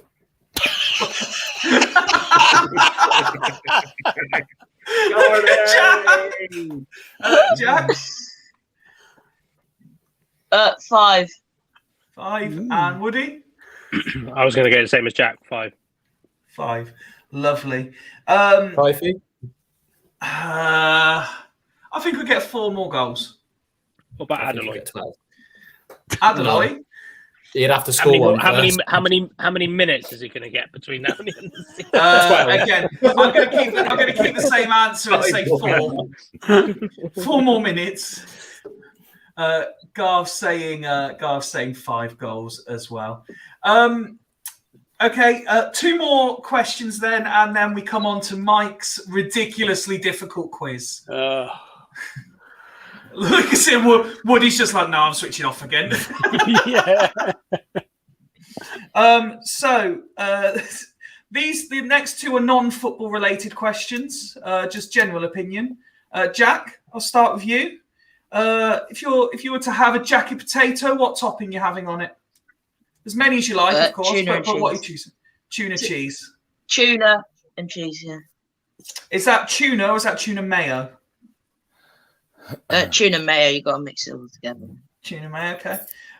For reference, I would go tuna cheese, beans with a side of coleslaw, just for good measure. Woody? Oh, if we're doing side of prawns. Prawns? The fucking you having prawns with your jacket potatoes for, Jack? Where's your Man United shirt? All right, richer than Richie Rich. Ben, how much? Ben's got. You can tell he's fucking grown up in Stratford upon Avon, can't you? If you go to Waitrose, you get the prawns to go on the side of the potato.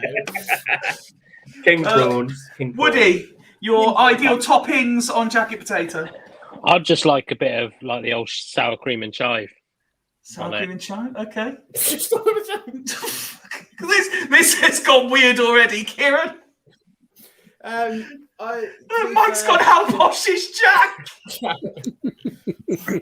Just a classic. It's got to be. It's either coleslaw, but I think to be fair, it's got to be beans with cheese on. But the cheese has to be melted into the beans. You got like as you're microwaving the beans, you sort of got to put the cheese in there. Oh well, you see, I'm afraid, mate. I don't even own a microwave. I hob my beans.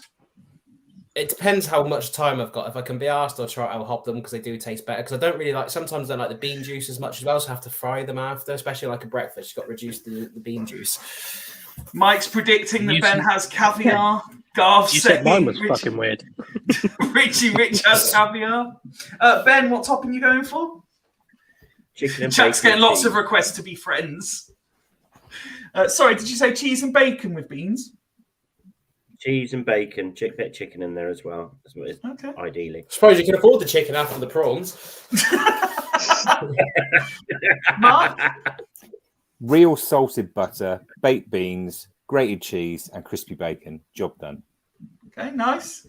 And have you blocked my messages coming on the screen, mate? No, not at all. I normally just flash the ones up that are kind of. I'm not going to flash up Jack, can we be friends, for example, on the screen. Why not? I mean, okay, there we go. Jack. And then we've got a 13-year-old saying, Ben, pour us a Peroni. Oh, Depends no, how Ben bad pours the a day Peroni over his. Sorry, okay. Let's read that right. It's been a really bad day. Coleslaw is so good. Say coleslaw. Coleslaw. I think Summer's trying to say that the profile picture is her dog. And then we've got more shouts for coleslaw and tuna mayo is so good. There you go. Flashing up any comments. How much fun was that? Five, you Nick. haven't had mine. Yes, I know. That's what I said, Nick. Oh, right. Well, It's got to be smoked salmon, crab, and prawns. No,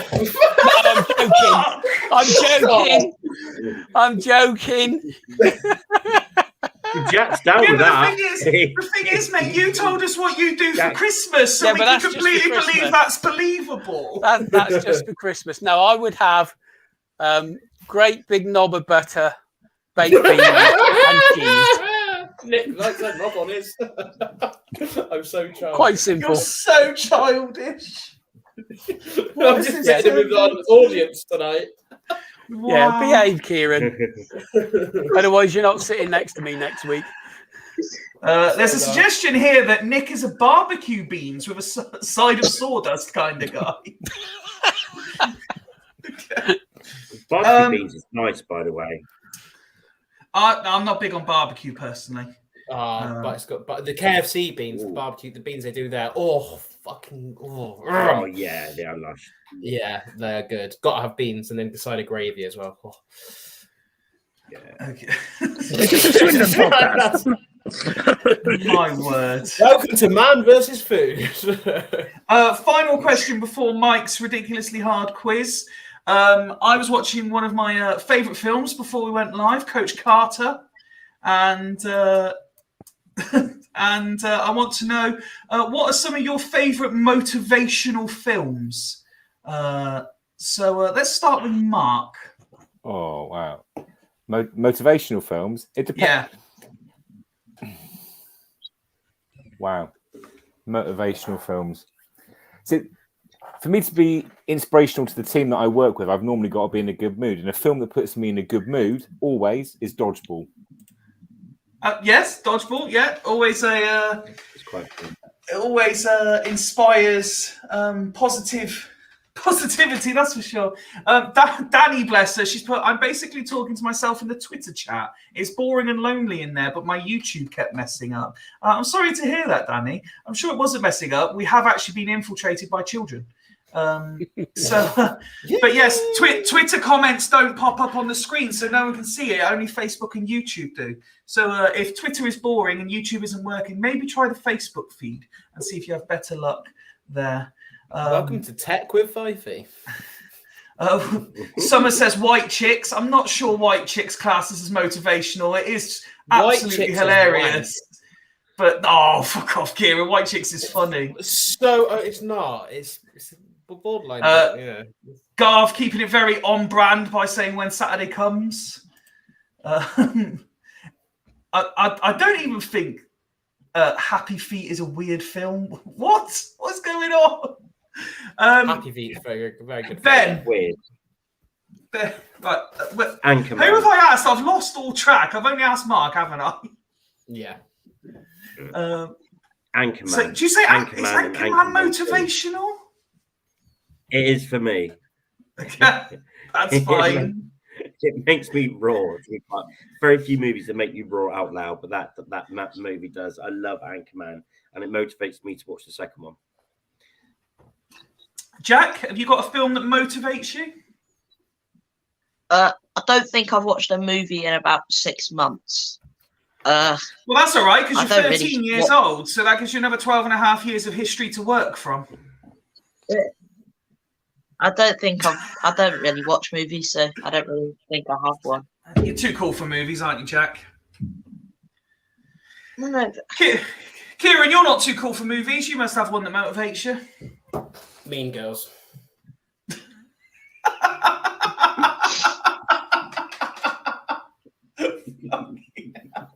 Nick, moving very quickly on. Actually, no. Fuck High School Musical. High School Musical. What a motivational film that is. It inspires you to be who you want to be. They've got reasons for it as well, and they win shit as well. And it be's who you want to be. You really are pandering.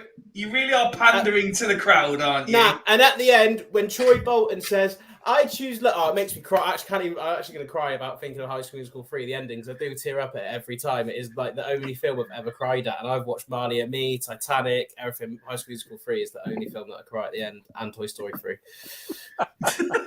Nick. Oh, I can't follow any of that, can I? Jesus.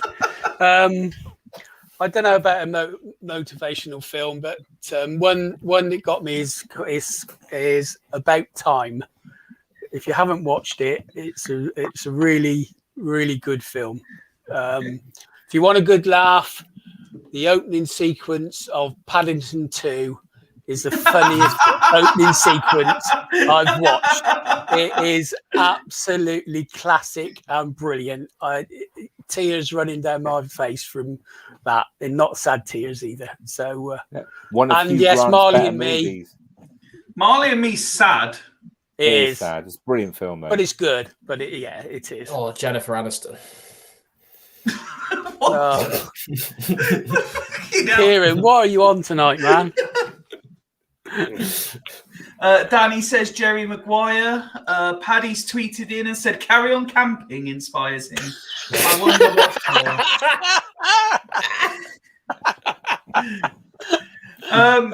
they won't know what you're on about, Paddy, most of them. Woody? I know which scene he's on about. Some of us do, yeah. Well, to be fair, I was thinking, do I think of a comical one or a serious one? I'm a massive Coach Carter fan. It's one of my favourite films. So superb film. I'd probably say from a sporting point of view, probably that one.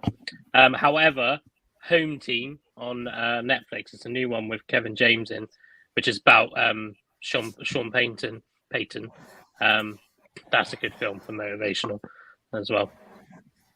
Summer asked me to put her comment up, so I have. I presume this isn't the one she means, but shit happens, I suppose. Okay, let's go on to something a bit more serious. And I'm going to allow you, and John, can you just put a comment in the chat if you're still here? Because Mike says the only way we're getting any decent points tonight is if you're still here. Mike has very kindly sent me a ridiculously hard quiz, so I will allow you to work as a team. It starts like this. We all know that this season, Harry McCurdy and Charlie Austin have shared the number 11. But who else has shared numbers in the past?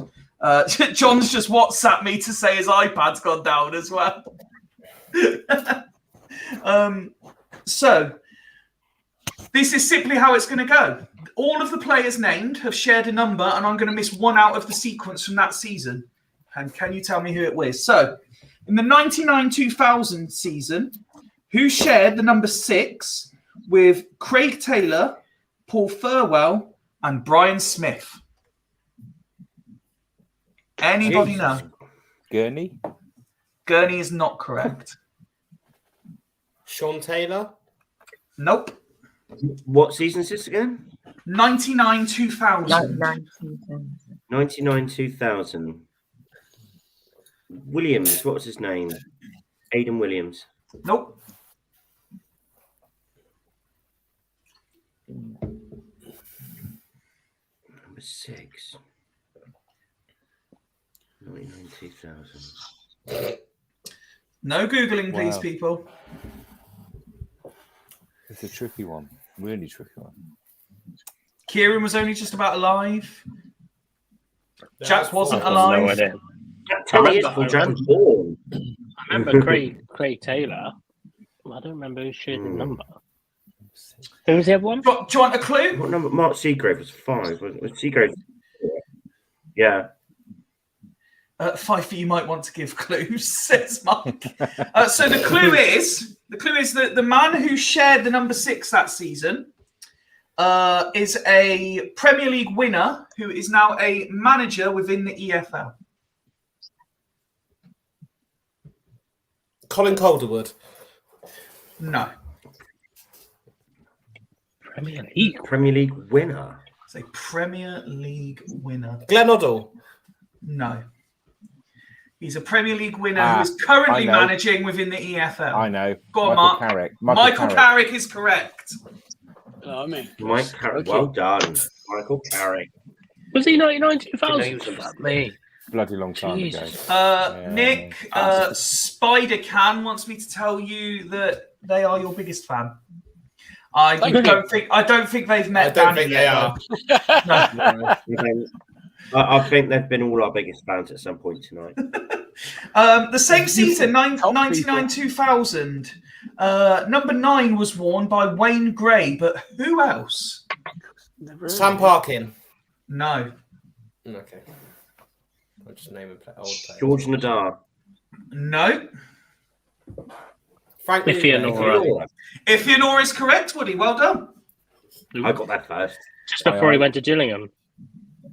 And then the final one, the final one from the 99-2000 season. Number 14 was worn by Alan Young, but who else? Mark Walters. Mark Walters is correct, Woody. He's on fire with the 99-2000. I had him on the back of my shirt, and then he left. Full rushing curse 23 years ago. 2000-2001. I mean, I'm never one to doubt Mike. Jack, this is right. Jack, don't worry, Jack. We get progressively closer to the modern day. 2000-2001. Number 9 was worn by Kyle Lightbourne, but who else? 2000-2001. So what shirt was that? 9. Number 9. Number 9. Sam Parkin? No. Cheers, Spider Can. Wasn't for a couple of years. Wayne Allison? No. No, he's in the 90s. He is a former player who has been spoken about a few times on the pod. Peter Thorne? Not tonight, though. No, not Peter Thorne. 2000. 85 Ash. Lublin. His initials non-league now? His initials are the same as our stadium. Is he in non-league now? Yes. Charlie Griffin. Charlie Griffin is correct. Oh, You wear the number Should have got 9. that, Kieran. You actually get the number 9 shot. Apparently so. Sticking with best striker we ever seen at Tottenham. Sticking with the 2000-2001 season, number 16 was worn by 3 players over the course of the season. Kim Helsingborg, Jim Whitley, and who? Sam Parkin. No!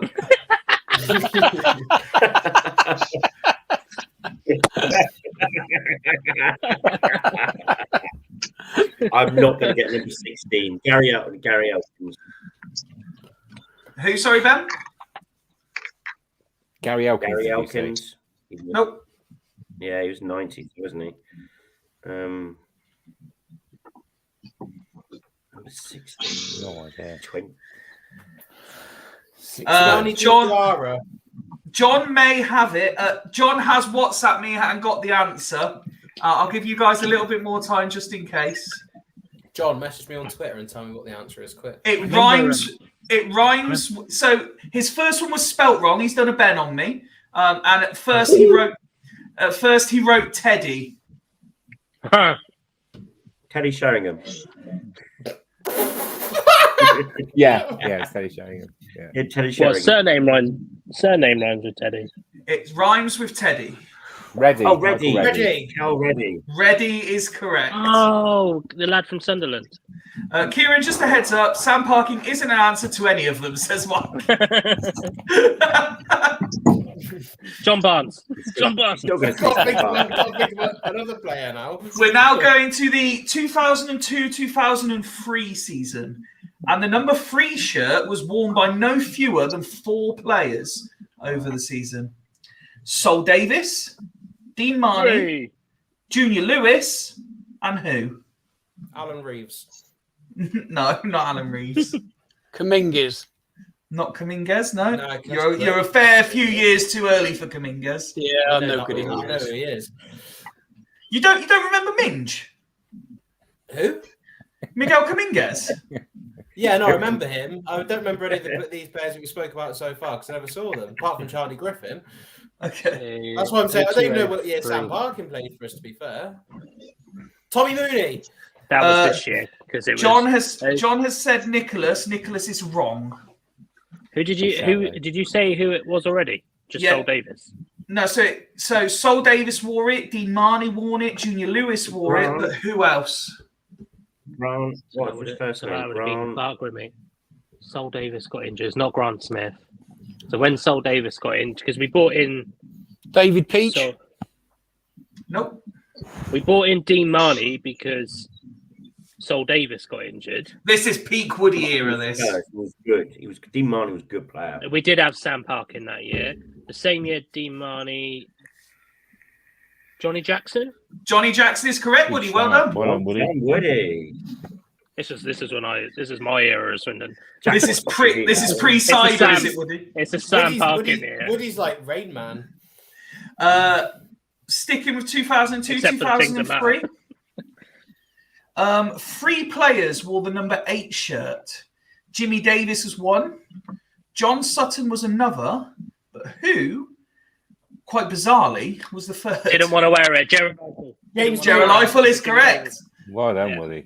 Well done, Woody. Yeah, he didn't want to wear it. And to the previous one, Mike says, well done, Woody. I think that one was impressive because I've never seen him so excited. We are sticking with the 2002-2003 season for one more. Poor old Jack.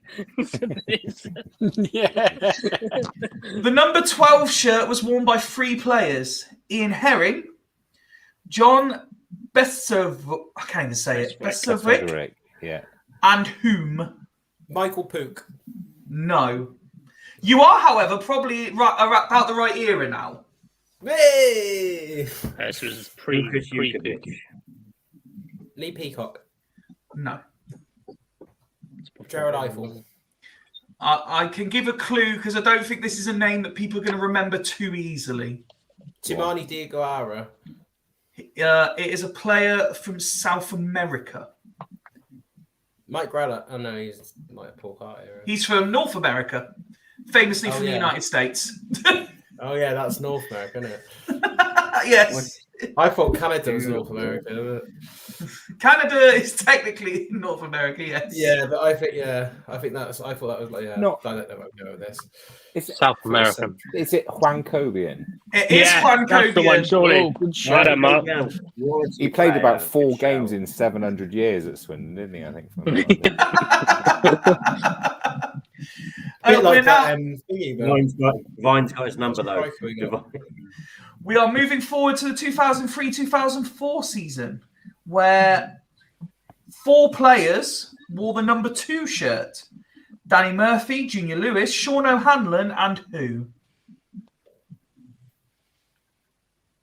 Who's like Smith? You say 4? 4 players, yeah. No, what? Sorry, what number? Oh, number 2. Danny Murphy, Oh. Junior Lewis, Sean O'Hanlon, and...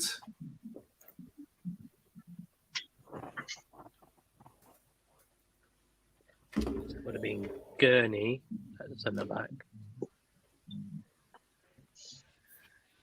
That was 85 as well, wasn't it?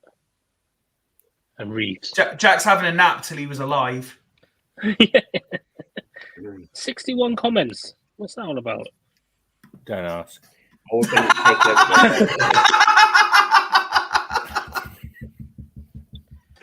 Is this Rory Fallon's first season as well? Do you want a clue? Yes, please, Vice. Yes, please. He has been interviewed by Fools Rush In. Gerald Eiffel. Danny Invincible. Gerald Eiffel is correct, Woody. That was the year I think he had 3 different loan spells, maybe, and more different numbers each time. Probably 6 different numbers. There's probably some way of trying to get out of register him in as a player. Eddie Howe that season as well. It was been around that time, yes. Sticking with 03-04, and number 16 was worn by some exceptionally talented Swindon Town players of the time, including Rory. James Milner's the answer. Well done. I was going to say that one.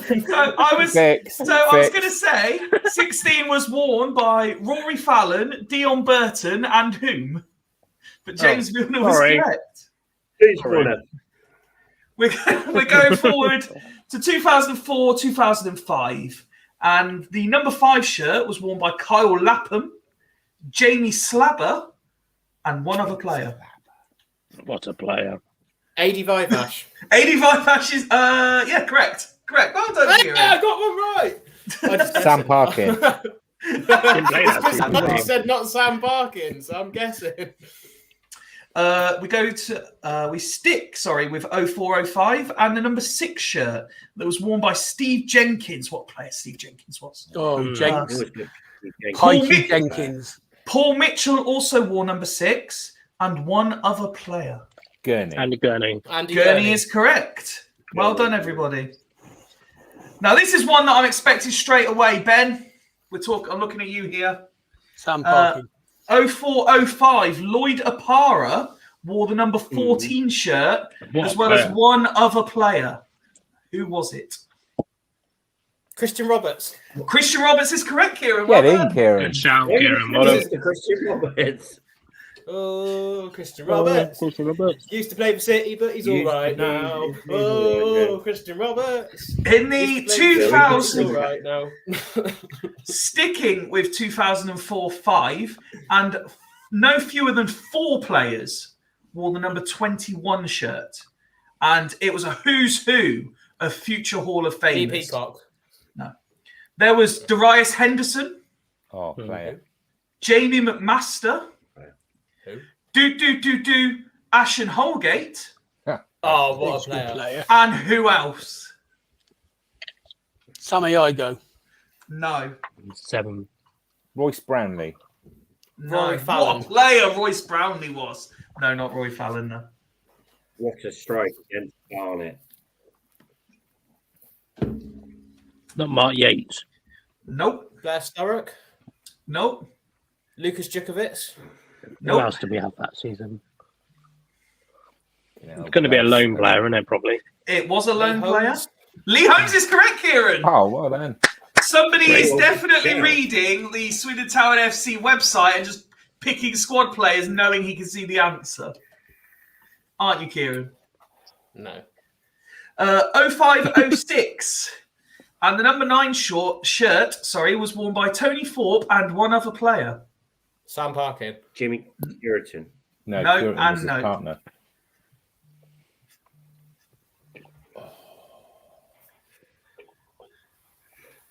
He has been mentioned Was that- before already. Was that this season or the season after? John It's has not got the Peaks. answer right. It's not through Peaks, is WhatsApp. it? It is Peaks. Lee Peacock did take the number 9 shirt. Well done. Jack's back. He must be thinking he's due to be born soon. Give it another half an hour, Jack. One more in 0506. On loan, Tom Heaton wore the number 26 shirt. But who else wore it that year?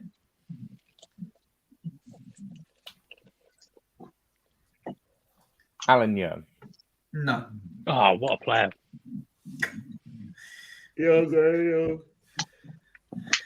Buatsa.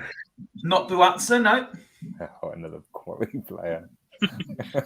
I love Hammer Buatsa.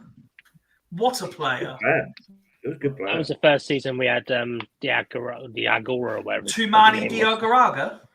Yeah, that was the first season we had him. Hmm. But I don't think he wore that number. Oh, by Kieran. Oh, lost Kieran. Bye, Kieran.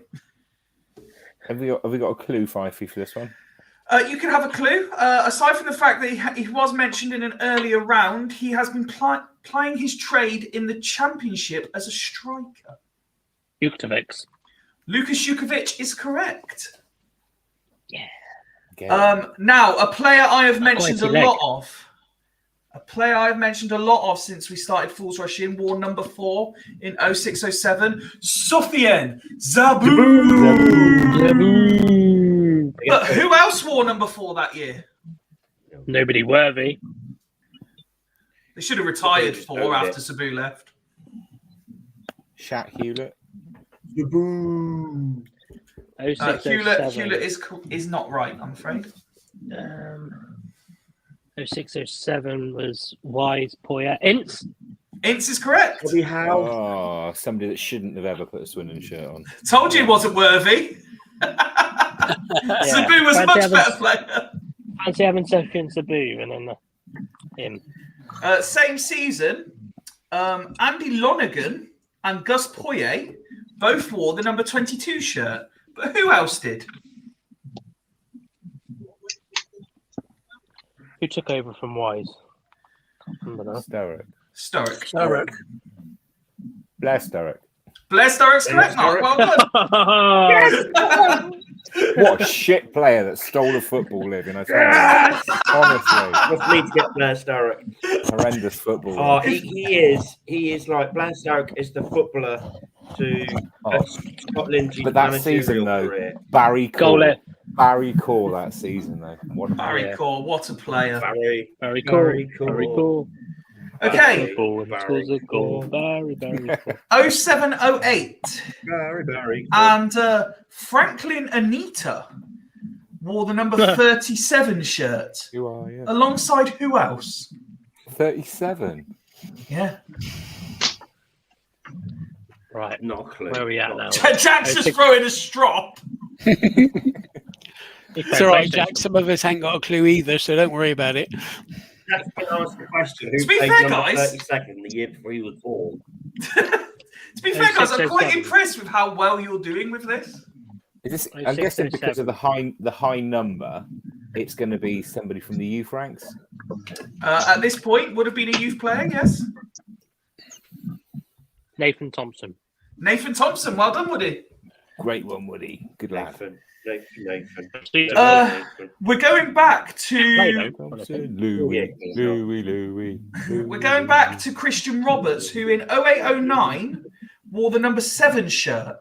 But who else got to wear it? Beckham. Beckham would have wore Igo. 7, I'm sure, but not for Swindon. No, not Igo. Yeah, that's not him. Simon Cox is that year. You didn't wear 7, though. I'm not sure if he meant to send it to me now, Maybe but Paddy's just sent me a direct message saying Lee Holmes. I think that was for the earlier question. Thanks, Paddy. Snail mail. Number 7. Oh. In 08-09. That's Do you want a John clue? Paul McGovern, Yeah, go on. Barry Yeah. Core. It's none of the players Woody has just mentioned. Clue is I wasn't that guessing. I was just thinking who's playing. he has scored in a major international tournament for a home nation since playing for Swindon. Robson. Carney. Rob's got it on Twitter. Yeah, Hal Robson Carnu. Al Robson Carnu. Another Well done, footballer Rob, on stealing Twitter. a You got there living. just... Oh, no, come on.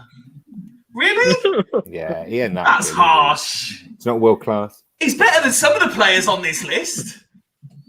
Well, come on, Welsh international. Didn't take much. Okay. He scored a good goal. This is in possibly Euro one of the 2 most years ago. infamous ones. 09-10. Gerald Eiffel features on the list Simon again as he wore the number 5 shirt. Who else wore 5 that year? Milan Baros. No. I don't remember Milan Baros playing for Swindon. I missed that one. 09-10. Gerald Eiffel wore number 5, but who else? I believe he got Player of the Year that season. Jack Smith? Not Jack Smith, no. Grant Smith. You were going along the right lines in terms of positional when you said Milan Baros, Woody. Oh, ooh, ah, Pericard. Say, ooh, ah, Pericard. Pericard is correct. Look at Great- the great disappointment on everyone's. Champions Vincent. League pedigree, that guy. Play for Juventus, though. Play for Juventus, would he? The same season, Anthony McNamee wore the number 11 shirt. But who else wore the number 11 shirt? We'll dream of a team of McNamees, a team of McNamees, a team. By the of way, what a McNamees. team we had this season, by the way. Number 1 was McNamee. Number 2 was McNamee. Number 3. McNamee. No, not Danny Ward, Kieran. This was a great season, this one, player wise. But who else wore number 11?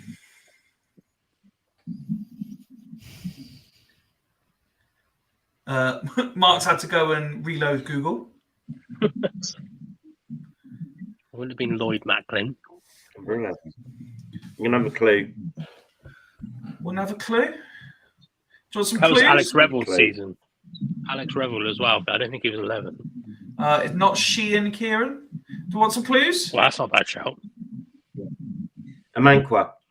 Not a Manqua, no. Matt Ritchie. Matt Ritchie is correct. Well done, Woody. Matt Ritchie.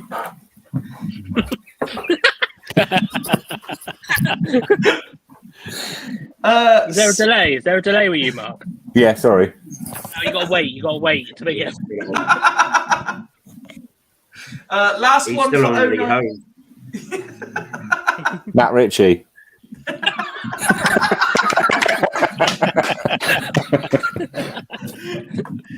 Everyone, so Mike's putting the pressure on here. Everyone should get the next one. Same season, 09-10, Lee Peacock wore the number 21 shirt. But who else wore it? Everyone should get this one. Well done, Kieran. number? Kieran's got it already. Derby. Derby is correct. Derby. So now we go to the only entry in the year 2010-11, as Charlie Austin wore the number 32 shirt, and then it was taken on by Miles Story. Miles Story is correct. And now, I know in the panel we've got a lot of fans of good Hall of Fame Swindon Town defenders, so this is right up your street. 2011-12, Daniel Boateng wore the number 6 shirt. But who else? Couldn't give a shit. It was a Paolo Di Canio season. Kamazi. Kamazi is correct, Ben. Well done. Same season, Jordan Pavitt wore the number 14 shirt alongside Bostock. Bostock is correct. About 26 other players. we found Ben's peak era now. So we go to I love Paolo. Yeah. 2012-13. Giles Coke wore the number 25 shirt. Who else? 35.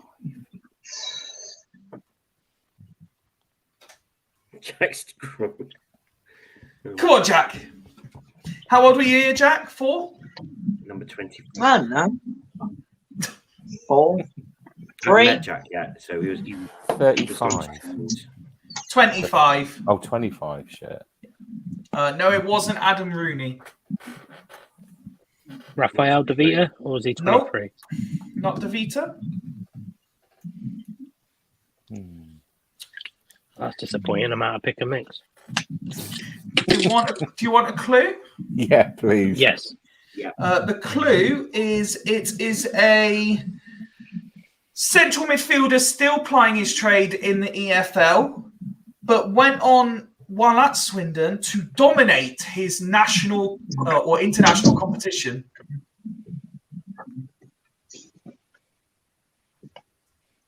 Is this gurgling noise coming from, by the way? I can hear some background interference. It's not yours. Yeah, Willie. me. Well done, Kieran's got it. Nick swallowed his mic. Not me. I think, Ben, did you just say it there, Luongo?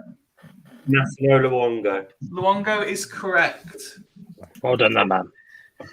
Into the final 5, I believe. And we are in the 13-14 season where the master, Danny and Gesson, wore the number 12 shirt alongside who? Mr. Caddis.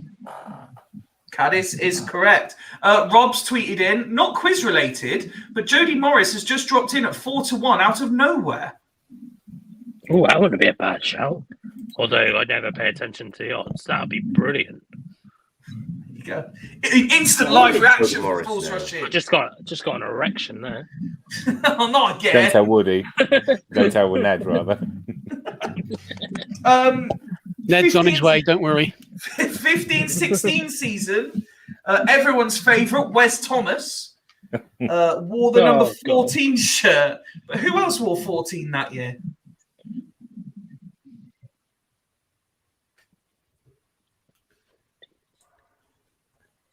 Clue? You want a clue already? Yeah. Unbelievable hair.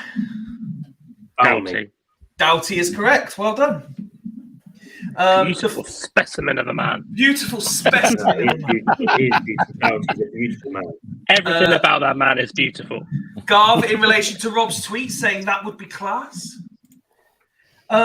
The following season, 16-17, Ben Gladwin wore the number 7 shirt. But who else?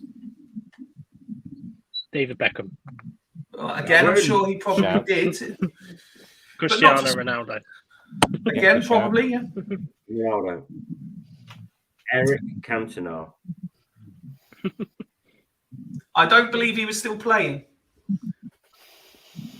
Luis Figo. I don't believe he was still playing either. Ben Gladwin was wearing Swindon Town's number 7, but who else wore 7 for Swindon Town in the 16-17 season? He was gaffer that year. Do you want some clues? That was the Vigouroux year, wasn't it? 16-17. That was season after, wasn't it? Yes, 16-17. Do you want clue? That was relegation season. Yeah. The player that is the answer has been an answer in a previous round. Doughty again. It was Doughty again. Well done, Doughty. Woody. 17-18 season. Oh, we've got two of Woody's all-time favourite Swindon players now. 17-18 season, Matt Preston. Jack's at this season. Matt Preston wore the number 4 shirt. Who else wore it? Oh, Matty Preston, I remember him. So it was only a couple of years ago, Ben. Pretty sure it's not Sam Parkin, Kieran. No, it's not Sam Parkin, Kieran. So we would have had what? James Dunn, Paul Mullin that year. Dunn was 8. Paul Mullin was. What about Ollie Blanks? He Nope. was a 20-something, wasn't he? Oh, Wolfenden. Wolfenden. No, not Wolfenden. Not Flint, Kieran. No. Oh no, it's not. It's Not Lancashire. It's Not not Lancashire. No. Fucking what's his twat face at Cheltenham? Oh, what's this fucking Long Connor Crows. Thomas? Connor Thomas is correct, Woody. Yes. Flat face it, He Cheltenham. was terrible. He scored a winner against Millwall, and that was it. He was a terrible player. Shit. Penultimate question. The 2020-21 season. This goes to show like how often we got loan players in, doesn't it? By the fact that as the seasons went on, we just ended up with only one per season. Scott Twine wore the number 10 shirt. Who else wore the number 10 that year? Come on, Jack. I know the answer to this one, so I'll let Jack have this one. Wait, what year? 2020-21. When we had like 27 number ones. Funny that, because that's the last question. I Wait, know this one. So I'm not... Come on, Jack. Come on, boy. were You got we? this. Was that's League 2 still, isn't it? Or was that League 1? And that's League One. We're in League One on relegation season. Brett Pittman. What? No, I was going to say Pittman, but wasn't Pittman 8? I thought It wasn't. Pittman's 8. Yeah. No, It it's was not. 8, yeah. Twine was given It's number not 10 Pittman. after this Pittman player was left. 8. He left in that season. Like I don't think he played a game, but Twine was given the number 10 shirt when he returned. Was it when he returned from loan? I'm not going to give away our answer. Wait, I don't know. No? Anyone other than Woody? Go on, Woody. we're all gutted that he left, and his name's already been mentioned.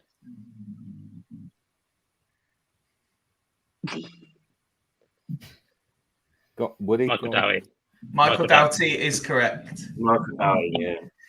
And as Woody's already given the spoiler away, the last question. In 2021, we had 4 players wear the number 1 shirt. But can you remember the missing link? We had Kovar, Camp, Travers, and who? Connor Truman. Connor Truman That keeper from is Brummie. correct. Truman, yeah. Well done, team. I am very, very impressed by you all, except for Jack, who Good failed job you that joined, game. Woody. Felt But yes, Woody in particular, very, very impressive. okay. Well done, you. Thank you. Don't ask me anything else about Swindon. No. But, Well, no, I my- do have one. I do have one. but my more Rain question. Man-like ability to remember numbers of players' shirts. I do have one more question for you, Woody, and it's well, I don't. Mike does. It was a question he asked earlier, and I haven't put to the panel yet. And his question was: do you think that STWFC could get a result against Cardiff this weekend? 100%. 100%. What better way to sign off? Sam Parkin. What better way to sign off what has been a fun and yet very bizarre episode? In fact, no, I do have to say one more thing while I remember. An apology Matt to all of Ritchie. our... Matt Ritchie. Shut up! Shut up, this bit's serious. As Mike says, you did far better than I'd have done, says Mike. An apology to our regular listeners. Fifey fucked up. And apparently, I was only informed yesterday that the last 2 episodes of Fools were not made available for podcast users. Monday's episode has been live for just over 24 hours. But so you can go back and hear Monday's episode. This episode will be uploaded in the morning. I will make sure it is done. But guys, thank you very much, including Kieran, who had to disappear. I'm presuming battery-related issues. For everyone making the travel up to Walsall or down, depending on where you're situated in the country, wrap up warm first and foremost, but be loud, be proud, bring home the points. Ben, I hope, obviously, yourself and Jack enjoy it, but more importantly, I hope Freddie enjoys his first ever away game. To the rest of the Fools travelling and to the rest of and all the Swindon fans, have a great day. As I say, bring home the points. From all of us here, until Monday night, it's a very good night. Take my hand, take my whole